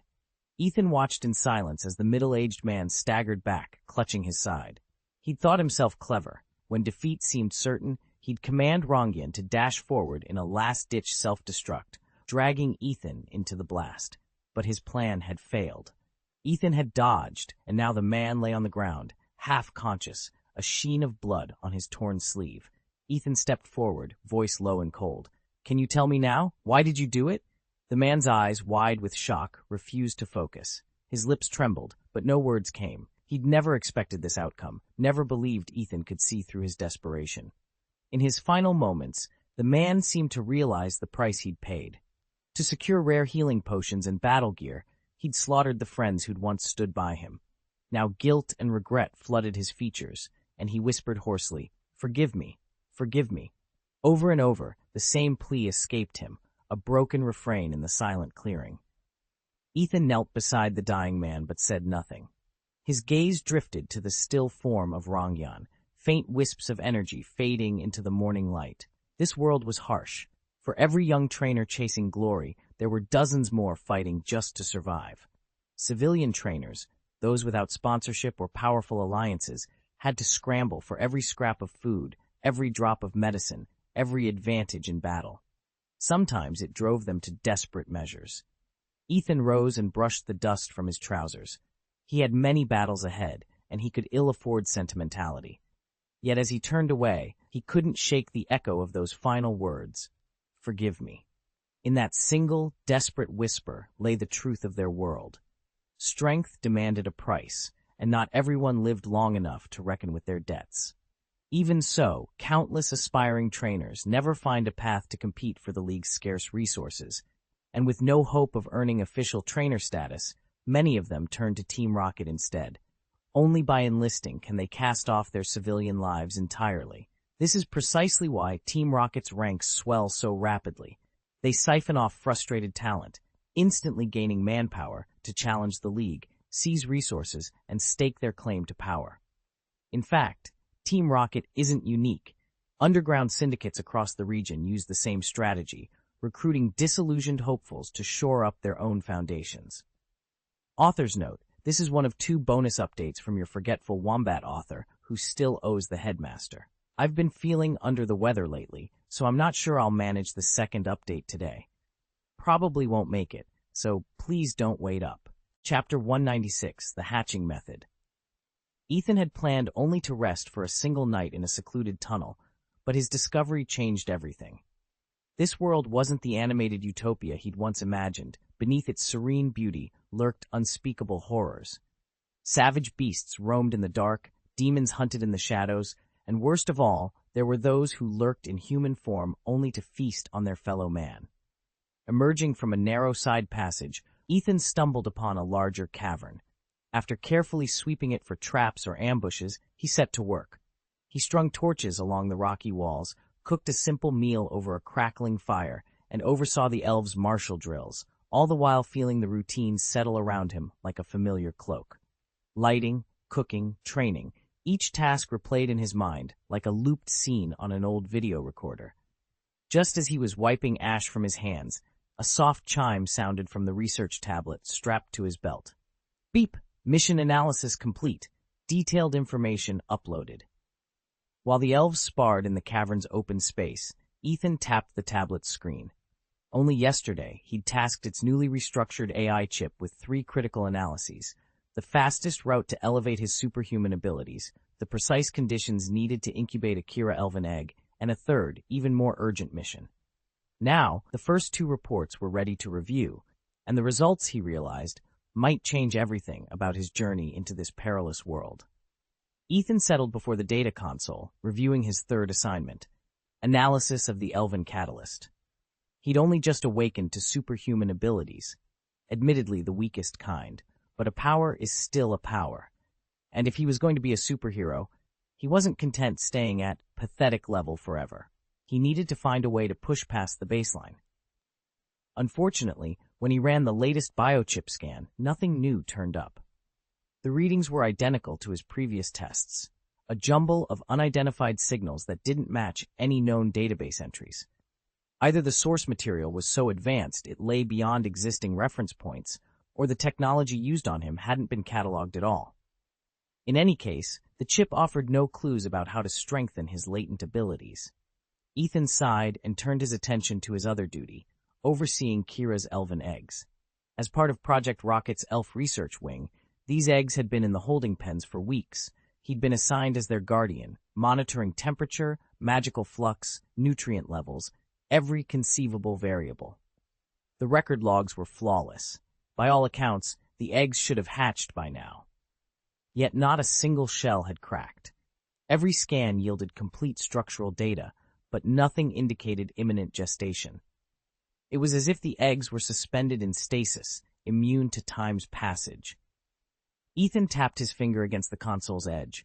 With no breakthroughs in his own research and no progress on Kira's eggs, he was rapidly approaching the end of his patience. "Okay," he muttered, straightening. "If the tech won't tell me how to upgrade, I'll find the answer elsewhere. And these eggs aren't going to sit on ice forever." He powered down the console and strode toward the containment chamber. If the data wouldn't reveal its secrets, perhaps a hands-on experiment just might. Ethan leaned forward as the upgraded chip database finished loading. He'd pinned high hopes on this expansion, hopes for a breakthrough that might finally awaken Kira's mysterious elven egg. When the new data scrolled across his screen, he froze in disbelief. The chip wasn't just spitting out raw diagnostics, it was offering a concrete hatching protocol. Could it really be that simple? Within the technical readout lay a step-by-step solution. Specific reagent ratios, activation temperatures, precise incubation times. If these parameters held true, Kira's dormant egg might at last spring to life. Ethan's heart pounded as he scrolled deeper, searching for the catch. And then he found it. The core ingredient was something called an elven catalyst. And not just any catalyst, but 3 complete units. 2 of those would have to come from the half-bottle sample he'd brought back from the rocket research lab, and the 3rd from the full-sized catalyst he'd retrieved from the main facility. Even more troubling, the chip's probabilistic model capped the hatching success rate at a mere 50%. And if the egg did hatch, there was a significant risk of developmental defects, flaws that could leave Kira weak, malformed, or worse. Of course, these figures were only theoretical, the product of algorithmic estimates. Reality might prove more or less forgiving. Still, the scan data highlighted 2 fundamental reasons why Kira's egg had stayed inert so far. If Ethan could tackle those variables head-on, he might yet improve the odds. He took a deep breath, steeling himself for the next move. Time was running out, and failure wasn't an option. Ethan had uncovered 2 fundamental causes for the frailty that plagued Kira from the moment she hatched. The first trace of damage appeared soon after the Kira elven egg was born. In the heat of the battle that followed, a jagged crack tore through the shell, and the egg's precious life breath poured out unchecked. By the time Bangila arrived with Earthcore milk, a rare, milky sap distilled from the planet's deepest veins, it was already too late to undo the harm. Bangila managed to seal the fracture, but the vital energy that had leaked away had already carried off the egg's essential building blocks. No matter how perfectly the breach was repaired, the loss left Kira with an irreparable innate deficiency. The second cause, perhaps counterintuitive, also involved that Earthcore milk, which alchemists call geospermum. Born from rare trace elements hidden in remote mountain springs, this liquid can prolong life itself. When Bangala applied the geospermum to the shell, it staunched further loss of vitality and even replenished some of what had slipped through the crack. Yet nothing could fully restore what was gone. Over days of curing, the geospermum's mineral energies crystallized into a protective film that fused inseparably with the shell. The upshot? Kira's eggshell emerged more than twice as hard as nature intended, an impressive defense, but one that could not fill the void in her life force. Ethan surveyed the reinforced shell with a heavy heart. The Earthcore milk had saved Kira's life, but it had also sealed her fate. Strong on the outside, but forever marked by the life she'd lost. Ethan studied the egg under the analyzer's glow, and the verdict was as bleak as he'd feared. Kira's shell bore the unmistakable signature of a congenital deficiency in the elven catalyst. Without it, the embryo could never develop the strength to break free. Had it not been for Gyla's last-minute infusion of life energy bolstering Kira's fragile vitality, the little elf would have suffocated long ago. Now, Ethan faced a daunting challenge: securing a truly viable, near-divine elf egg and coaxing Kira to maturity. According to the chip's data, elven catalysts, specialized compounds that accelerate an elf's growth, could, in theory, be absorbed by Kira and force him to develop rapidly within the shell. If he succeeded, Kira might shatter the shell from the inside, emerging on his own power rather than as a helpless hatchling. There was, however, a catch. If Kira absorbed the catalyst too early, his tiny body might overwhelm itself, triggering a runaway reaction that would kill him before he ever hatched. On the other hand, if the timing was just right, if Kira used the catalyst to grow into a near-complete form inside the egg, then even a hard, external break to the shell would only leave him weak for a short time after birth, rather than fatally injure him. Ethan weighed the probabilities. 50% chance of a clean hatch and a slightly underpowered newborn elf. 50% chance the unstable catalyst would tear Kira apart in the shell. Yet given the alternatives, a certain death by suffocation or a lifetime of stunted development, this gamble was his only path forward. With a steady breath, Ethan began calibrating the catalyst injector. There was no turning back now. Ethan frowned. The real problem wasn't the eggs themselves, it was the lack of wizard catalysts. Word on the street was that he'd traded 6 precious elven catalysts for half his net worth. For a trainer of Uranus rank, that amounted to a staggering fortune, far beyond what most could even dream of. No wonder Rao and the others dared not challenge him. They couldn't even begin to guess the true extent of his wealth, not after seeing how he'd scraped by as a quasi-Uranus in his previous life. Now Ethan found himself in a bind. He needed 3 elven catalysts for his next gamble, but there was simply no way he could come up with them. 3 catalysts of that grade might as well have been 3 miracle elixirs. Yet as he stared at the half-used vial on the table, an idea surfaced. It was a waste to let it sit there unused. Why not see if it could help? "Chip," he said, tapping the small embedded device at his wrist. "Run a simulation on the effects of using half a bottle of wizard catalyst on an elven egg. What are the chances it'll damage or completely destroy the egg?"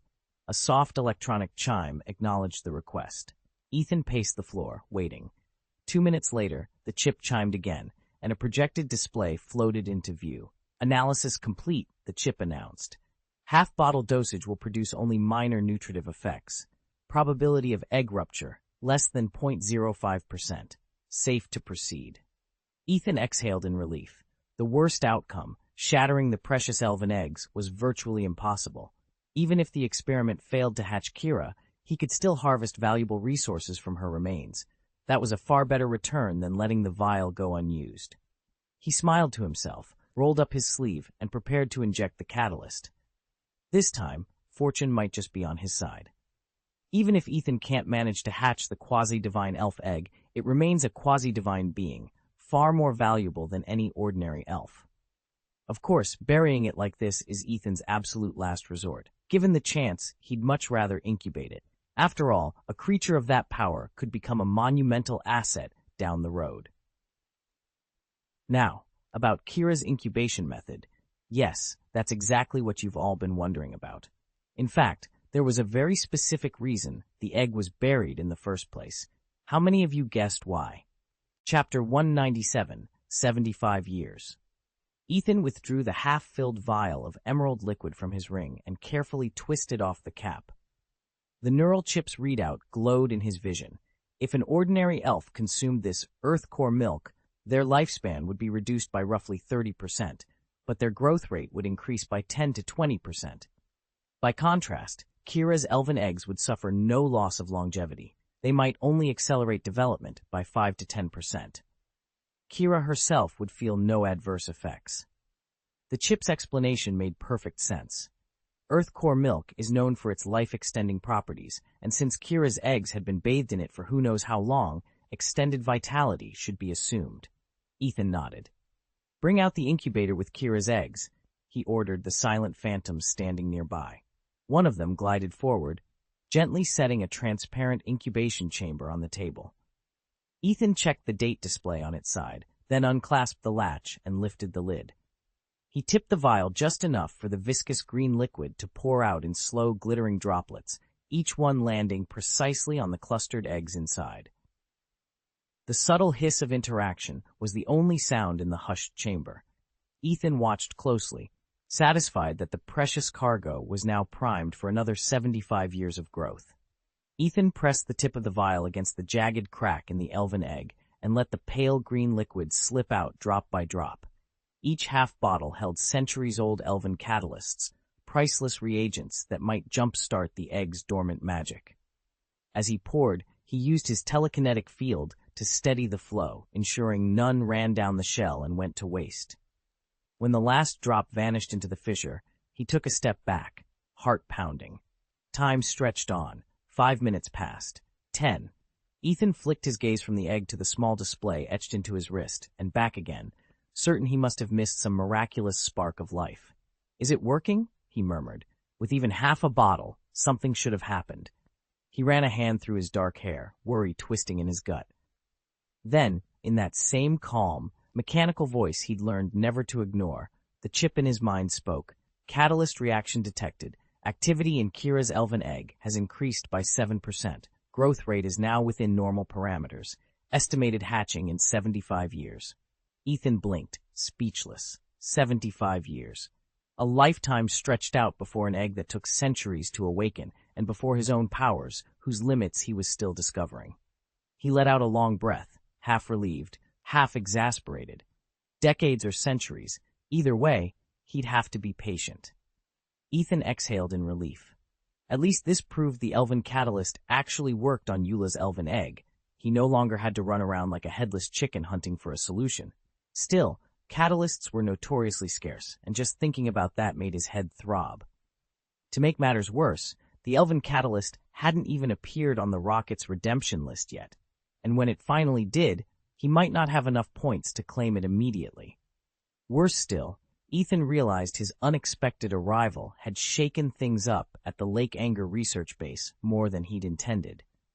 In his previous life, he'd heard the conflicts here were less brutal. When he cleared the 5th floor of the ruined base, the damage had seemed superficial. Yet while he was down there hacking into the database, he'd sensed the full force of 3 elite trainers battling outside. If 2 of them had turned on him together, the rocket's captain would have had no way to know whether Ethan could hold his ground. The bottom line was clear. Ethan couldn't count on the elven catalyst ever appearing on the rocket's list. And if it never showed up, the only place it might turn up was on some forgotten expedition log, if that. Ethan shivered at the thought of the elven catalyst falling into the Shadow's hands, but he quickly banished that reckless idea. Confronted with a being that teetered between life and quasi-divine spirit, he knew better than to gamble with his own life. Now wasn't the time to make a stand, at least not until he'd proven his worth and could negotiate even the smallest concession. Besides, even if Akira were to hatch immediately, Ethan simply didn't have the means to sustain such a prodigious resource consumer. It was true that once fully grown, these quasi-god spirits possessed immense power, but the cost of nurturing them was prohibitive for nearly everyone. Take Ogo's Flash Iron Beast, for example. Just 2 Flash Iron dumbbells were priceless, and the high-grade energy cubes it devoured each day carried an astronomical price. Ethan himself had resorted to custom ordering high-tier energy cubes at rates so outrageous they bordered on the absurd. Only someone with Ogo's deep pockets could indulge in such extravagance. Resigned, Ethan carefully returned the still dormant Kira elven eggs to their incubator. They looked exactly as they had before, silent, expectant, and for now, beyond his reach. Ethan stared at the incubator's display and tried not to keel over. 7,375 days remained until the egg inside hatched, 75 years. He took a steadying breath, summoned every ounce of mental discipline he had, and handed the device to the ghostly attendant. Once the incubator was out of his hands, he turned his attention to the strange egg Kira had given him, running through the required procedures with practiced precision. When he finished, Ethan picked up his superpower training manual and spent a few quiet moments poring over it. Then he slipped into meditation. From now on, he decided, he'd practice this every night before bed, trading part of his sleep for focused mental training. If he grew too tired, he'd let himself fall asleep lying down, and discovered he woke up feeling even more refreshed than after a full night's rest. Such was the benefit of his burgeoning abilities. Night drifted past in silence. By dawn of the 3rd day, Ethan had guided the captured elves through the twisting gopher caverns for 2 full days. At the pace he'd set, slower than a lone traveler, since he kept detouring to test his new powers in skirmishes, he still reckoned they'd emerge before sunset.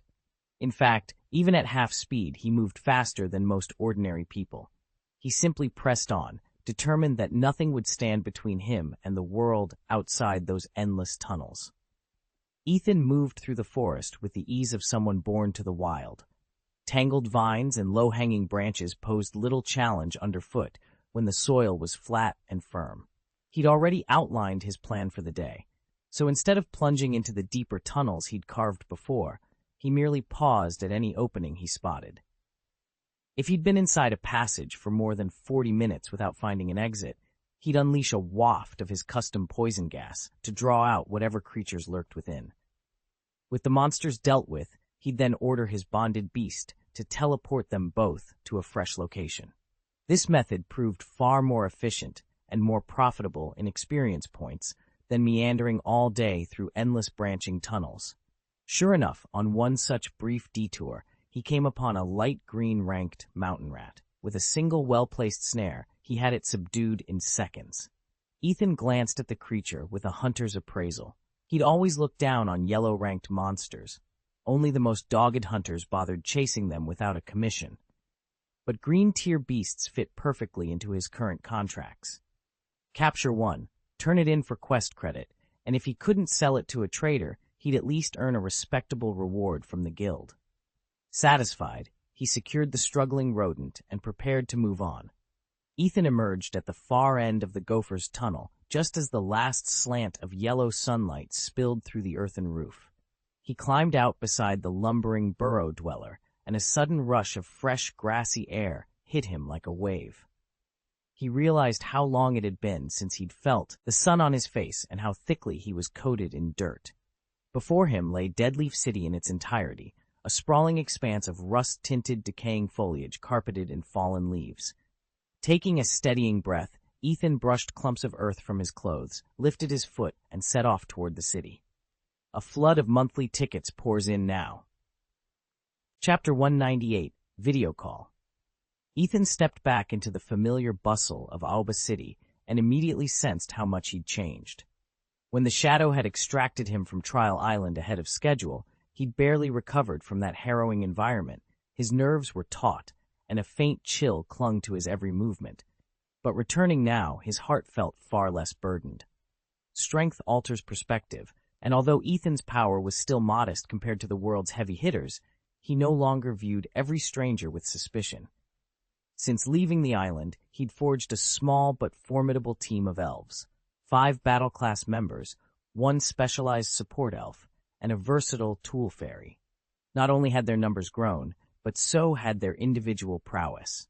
Even his dark crow and the so-called dumb beast had matured into far more fearsome companions than they'd been on the outlying isles. As he made his way through the crowded streets, Ethan allowed himself a moment of quiet pride. He was no longer the survival-scarred novice who'd stumbled onto Trial Island. Now, every new step felt charged with possibility, starting with the video call he'd scheduled as soon as he'd arrived. Ethan's level hadn't soared dramatically, but his skills, combat awareness, and battlefield instincts had all sharpened considerably. The most striking change was in his ghost ability. Now at level 21, it had grown not only in raw power, but also begun to manifest poisonous properties. With just one more upgrade, it would evolve into Ghoststone, catapulting his fighting strength to an entirely new level. Once he was satisfied with his progress, Ethan hailed a taxi and headed straight for Deadleaf Port, the largest harbor in Deadleaf City. His plan was to book passage on a luxury cruise bound for the Fengyuan region, ideally one of the grand liners like the Watercurrent or the Sante Anu. These ships function like floating micro-cities, filled with affluent passengers. Chartering one would let him stage games aboard, complete with prize rewards. If a vessel of that caliber set sail in the next few days, Ethan didn't mind splurging on the fare. Pushing the taxi's engine to its limit, the driver delivered Ethan to the sprawling docks in about an hour. It was his first time stepping foot in Deadleaf Port, and already he felt the pull of its promise and adventure. After returning from Trial Island, Ethan and Ying had no choice but to ride a freighter, so they disembarked at the freighter terminal. Ethan stared out at the harbor, where one massive luxury cruise ship after another glittered in the sun. He let out a low whistle. Wealth really does buy everything. Just look at those liners.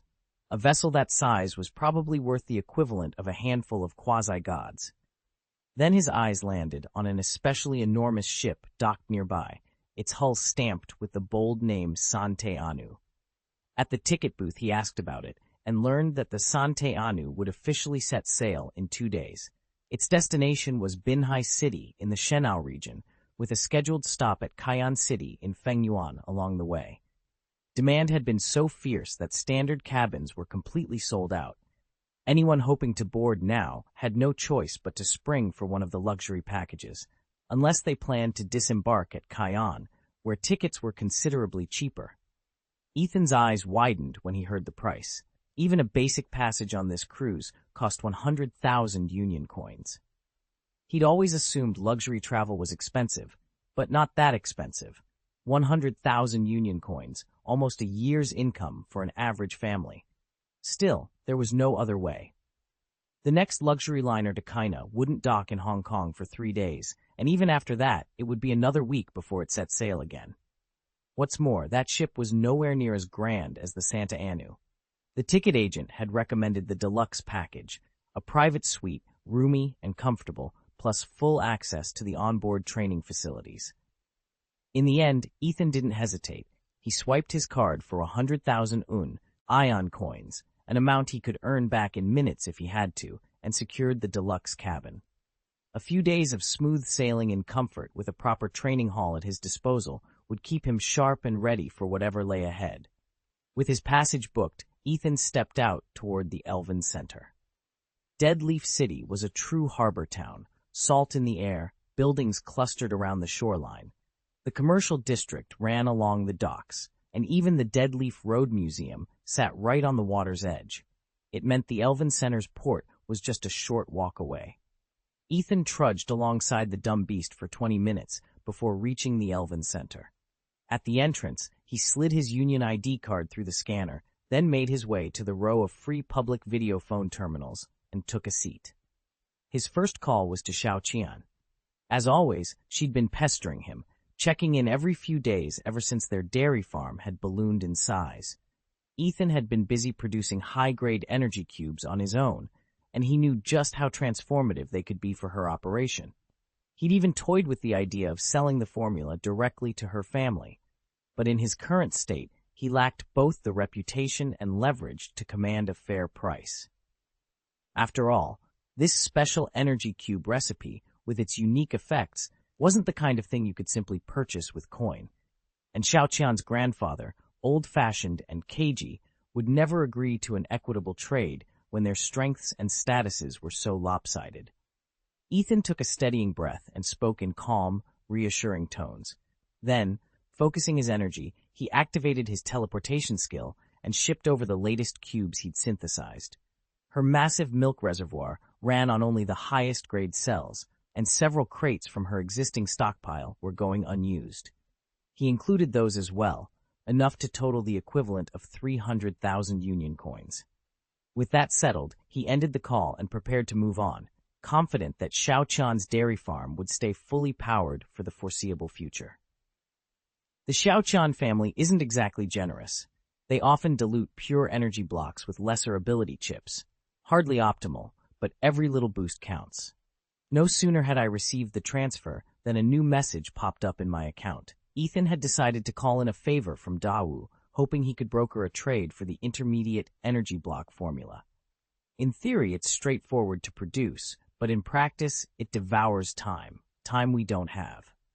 Everything now rests on Ethan's shoulders. We must crank up the elves' power before the final trial on Trial Island begins.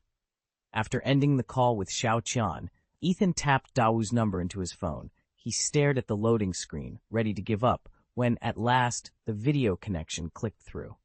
"Hey, Ethan," Dawu greeted, pressing a towel to his brow. A servant hovered behind him with a pitcher of water.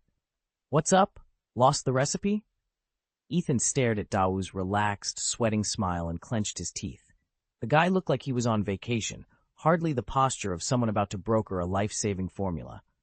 But there was no turning back now. Ethan maintained a calm smile. The formula will be ready very soon. My elders are already refining it, and several key components have been finalized.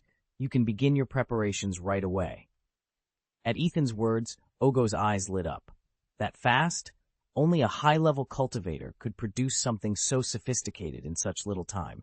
If an ordinary master took on my request, it would easily be 6 months of study, and there'd still be no guarantee of success, not to mention the astronomical fees. He ran a hand through his hair and let out a wry chuckle.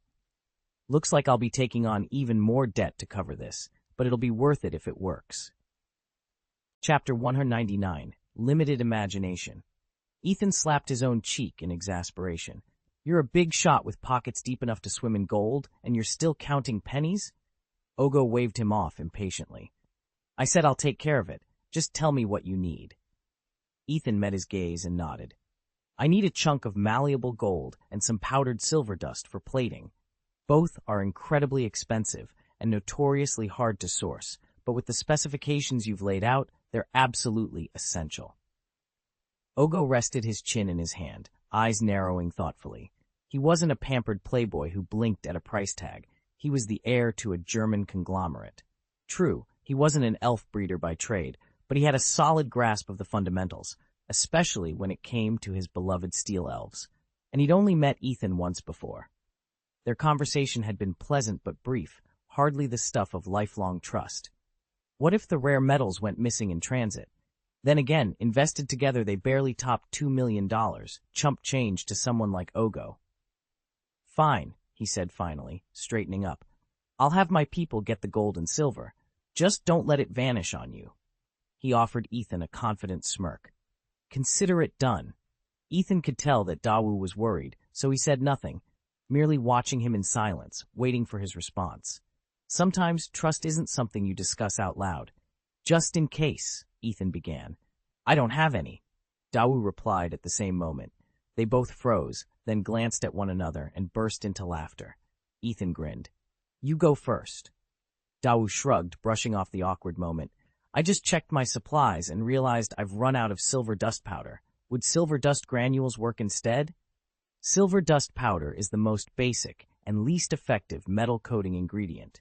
Coatings made with it often prevent an elf's evolution from reaching its full potential. See the primary evolution stone for details. Silver dust granules, sometimes called silver dust particles, look just as fine as the powdered form but contain a higher concentration of steel energy, making them a more advanced choice for metal coatings.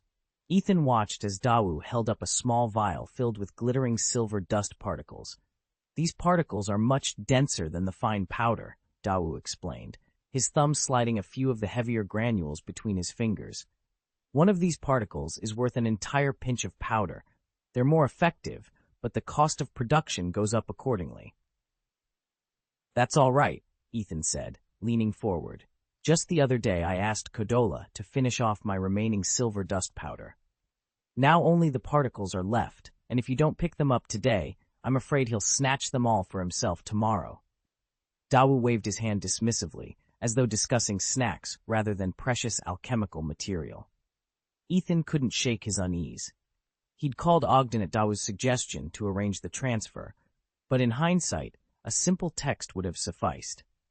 He worried that, coming from his modest background, he might be overlooking some hidden catch.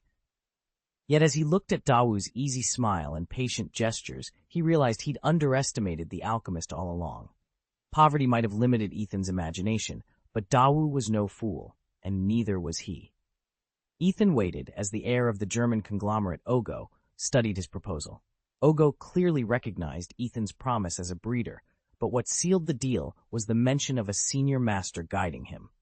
If such a high-level mentor really existed, securing Ethan's loyalty with an upfront investment would be a negligible risk. For a savvy businessman like Ogo, it was simply good strategy.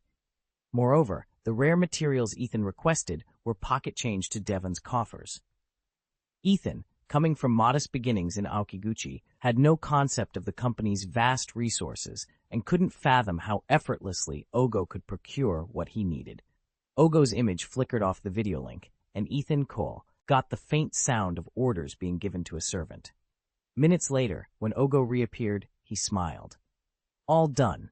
I've sent the materials your way. If there's anything else you need, just let me know. I'll be around for the next few days. Even if I'm not around, the maids will still answer the phone, Ogo assured him. Just tell them what you need. I've already given them your details. Ethan tucked the samples from the conveyor into his dimensional ring, mulling over Ogo's words. If Ogo were away, could he simply ask the staff for a high-level dark stone and receive it without question? Of course, Ethan knew better than to think Ogo's household servants were fools. They followed him for good reason.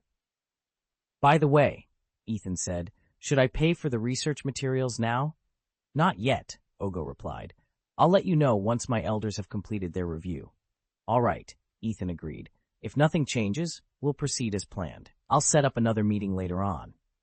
He didn't need the funds immediately, and Ogo wasn't pressing him. In Ogo's world, research budgets were always approved by higher authorities. Ethan found it curious. He had no elders of his own to consult, nor did he require any special grants. Still, after today's exchange, he felt it wise to rethink his next steps.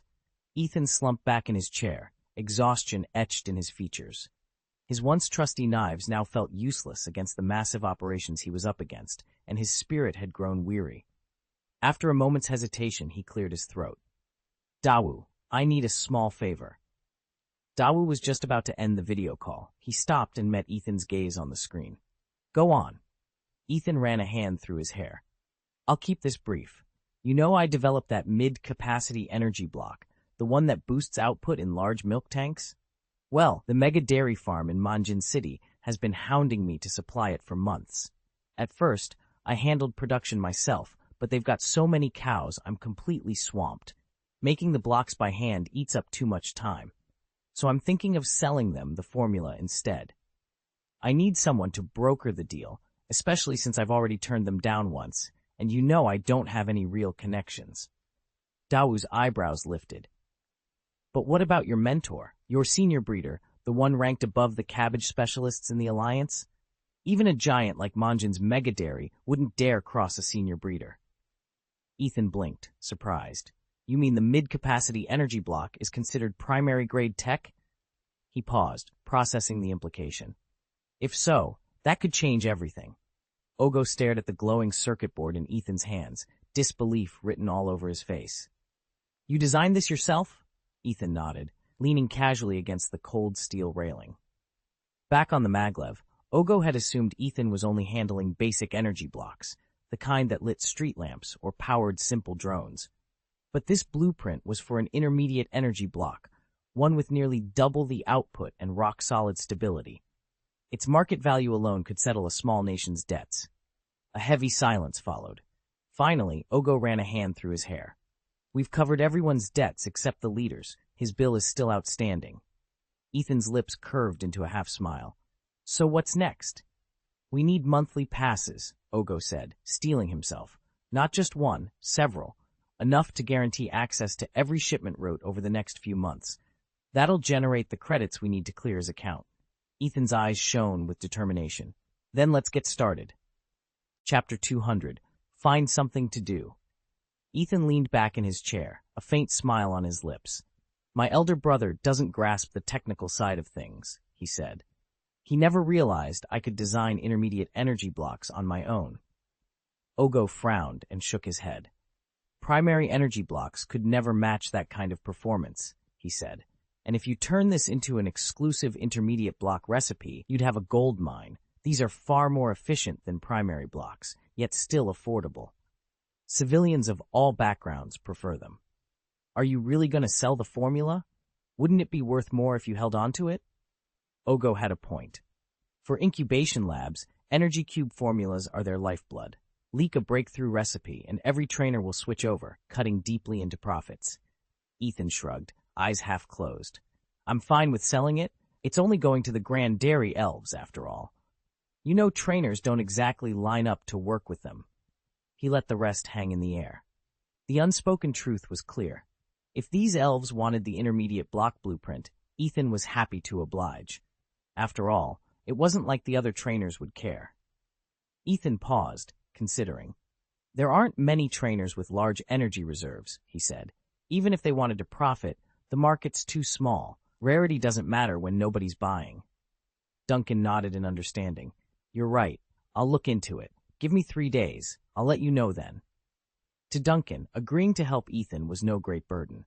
Lending his identity was just a formality. What intrigued him more was learning that Ethan could manufacture exclusive medium-grade energy blocks.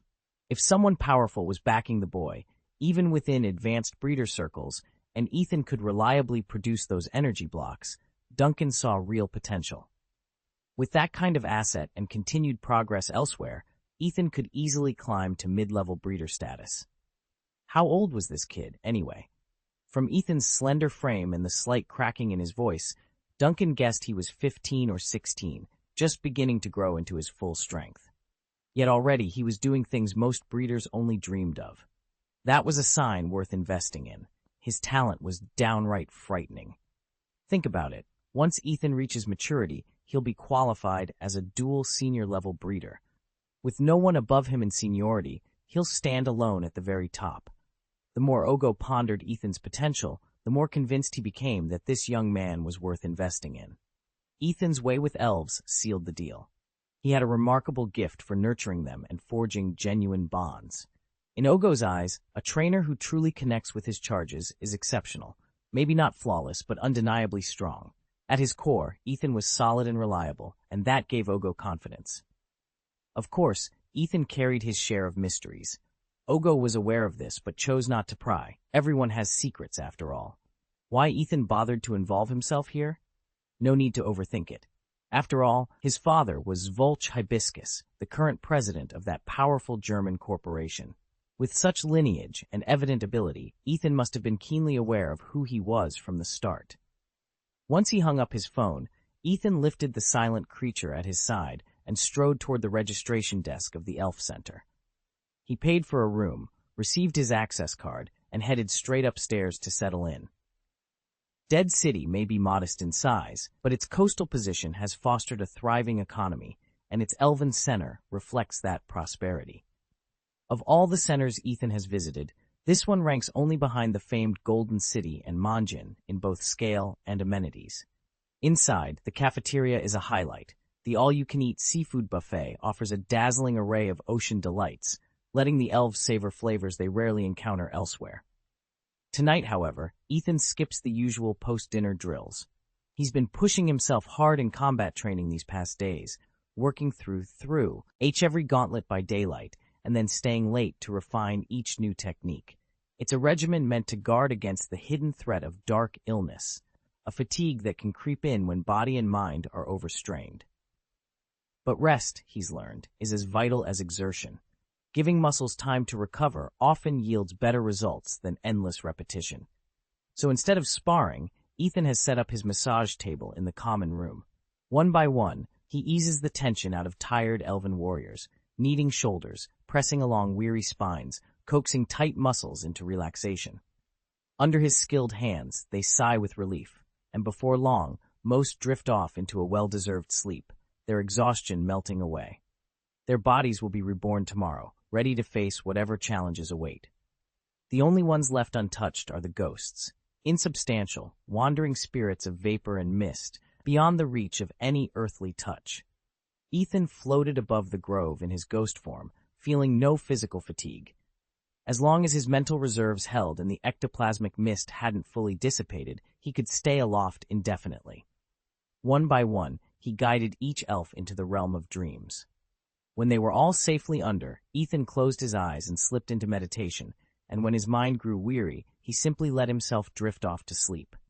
By the time dawn broke the next morning, every elf, except the scorpion-clawed outlier, stirred and woke together. Ever since Ethan had been wounded by those two mid-league trainers, the elves had redoubled their efforts. Now their body clocks were nearly in perfect sync with his. It was still too early to venture outside, so Ethan led them through a round of basic calisthenics inside the training hall. Lately, he'd noticed startling changes in his own body. His voice had deepened into a richer timbre. His limbs were longer, and he seemed to grow taller by the day. Where once he'd collapsed from even the simplest drills, now the exercises barely taxed him. The steady stream of milk and fortified nutrients in the large feeding vat had at last banished the malnutrition that had plagued him since birth, leaving him stronger, hungrier, and more determined than ever. They say that steady effort builds strength until one day it suddenly breaks through. Ethan believed in that principle. After his usual morning workout, he asked the Elf Center's canteen to deliver breakfast for the elves, and spent a peaceful half-hour sharing their meal and conversation. Then he slipped into some light clothes, shouldered his fishing gear, and left the center alongside his simple-minded beast companion. The Sante Anu was due to set sail tomorrow, and Ethan knew he'd be in Kaji at least one more full day, so today really mattered. He made his way to the windswept shore of Deadleaf City, gazing out at the endless gray sea. The vastness of the ocean humbled him, reminding him how small he really was. He settled onto a driftwood log, baited his hook, and cast his line into the rolling surf. Training mattered. Ethan never forgot that. But he'd learned from the elves that pushing too hard invited burnout. Ever since his rebirth on Trial Island, he'd lived each day as though it held only an hour. He longed for 36 hours a day to stretch his progress even farther. He'd already left behind many peers who once matched his pace.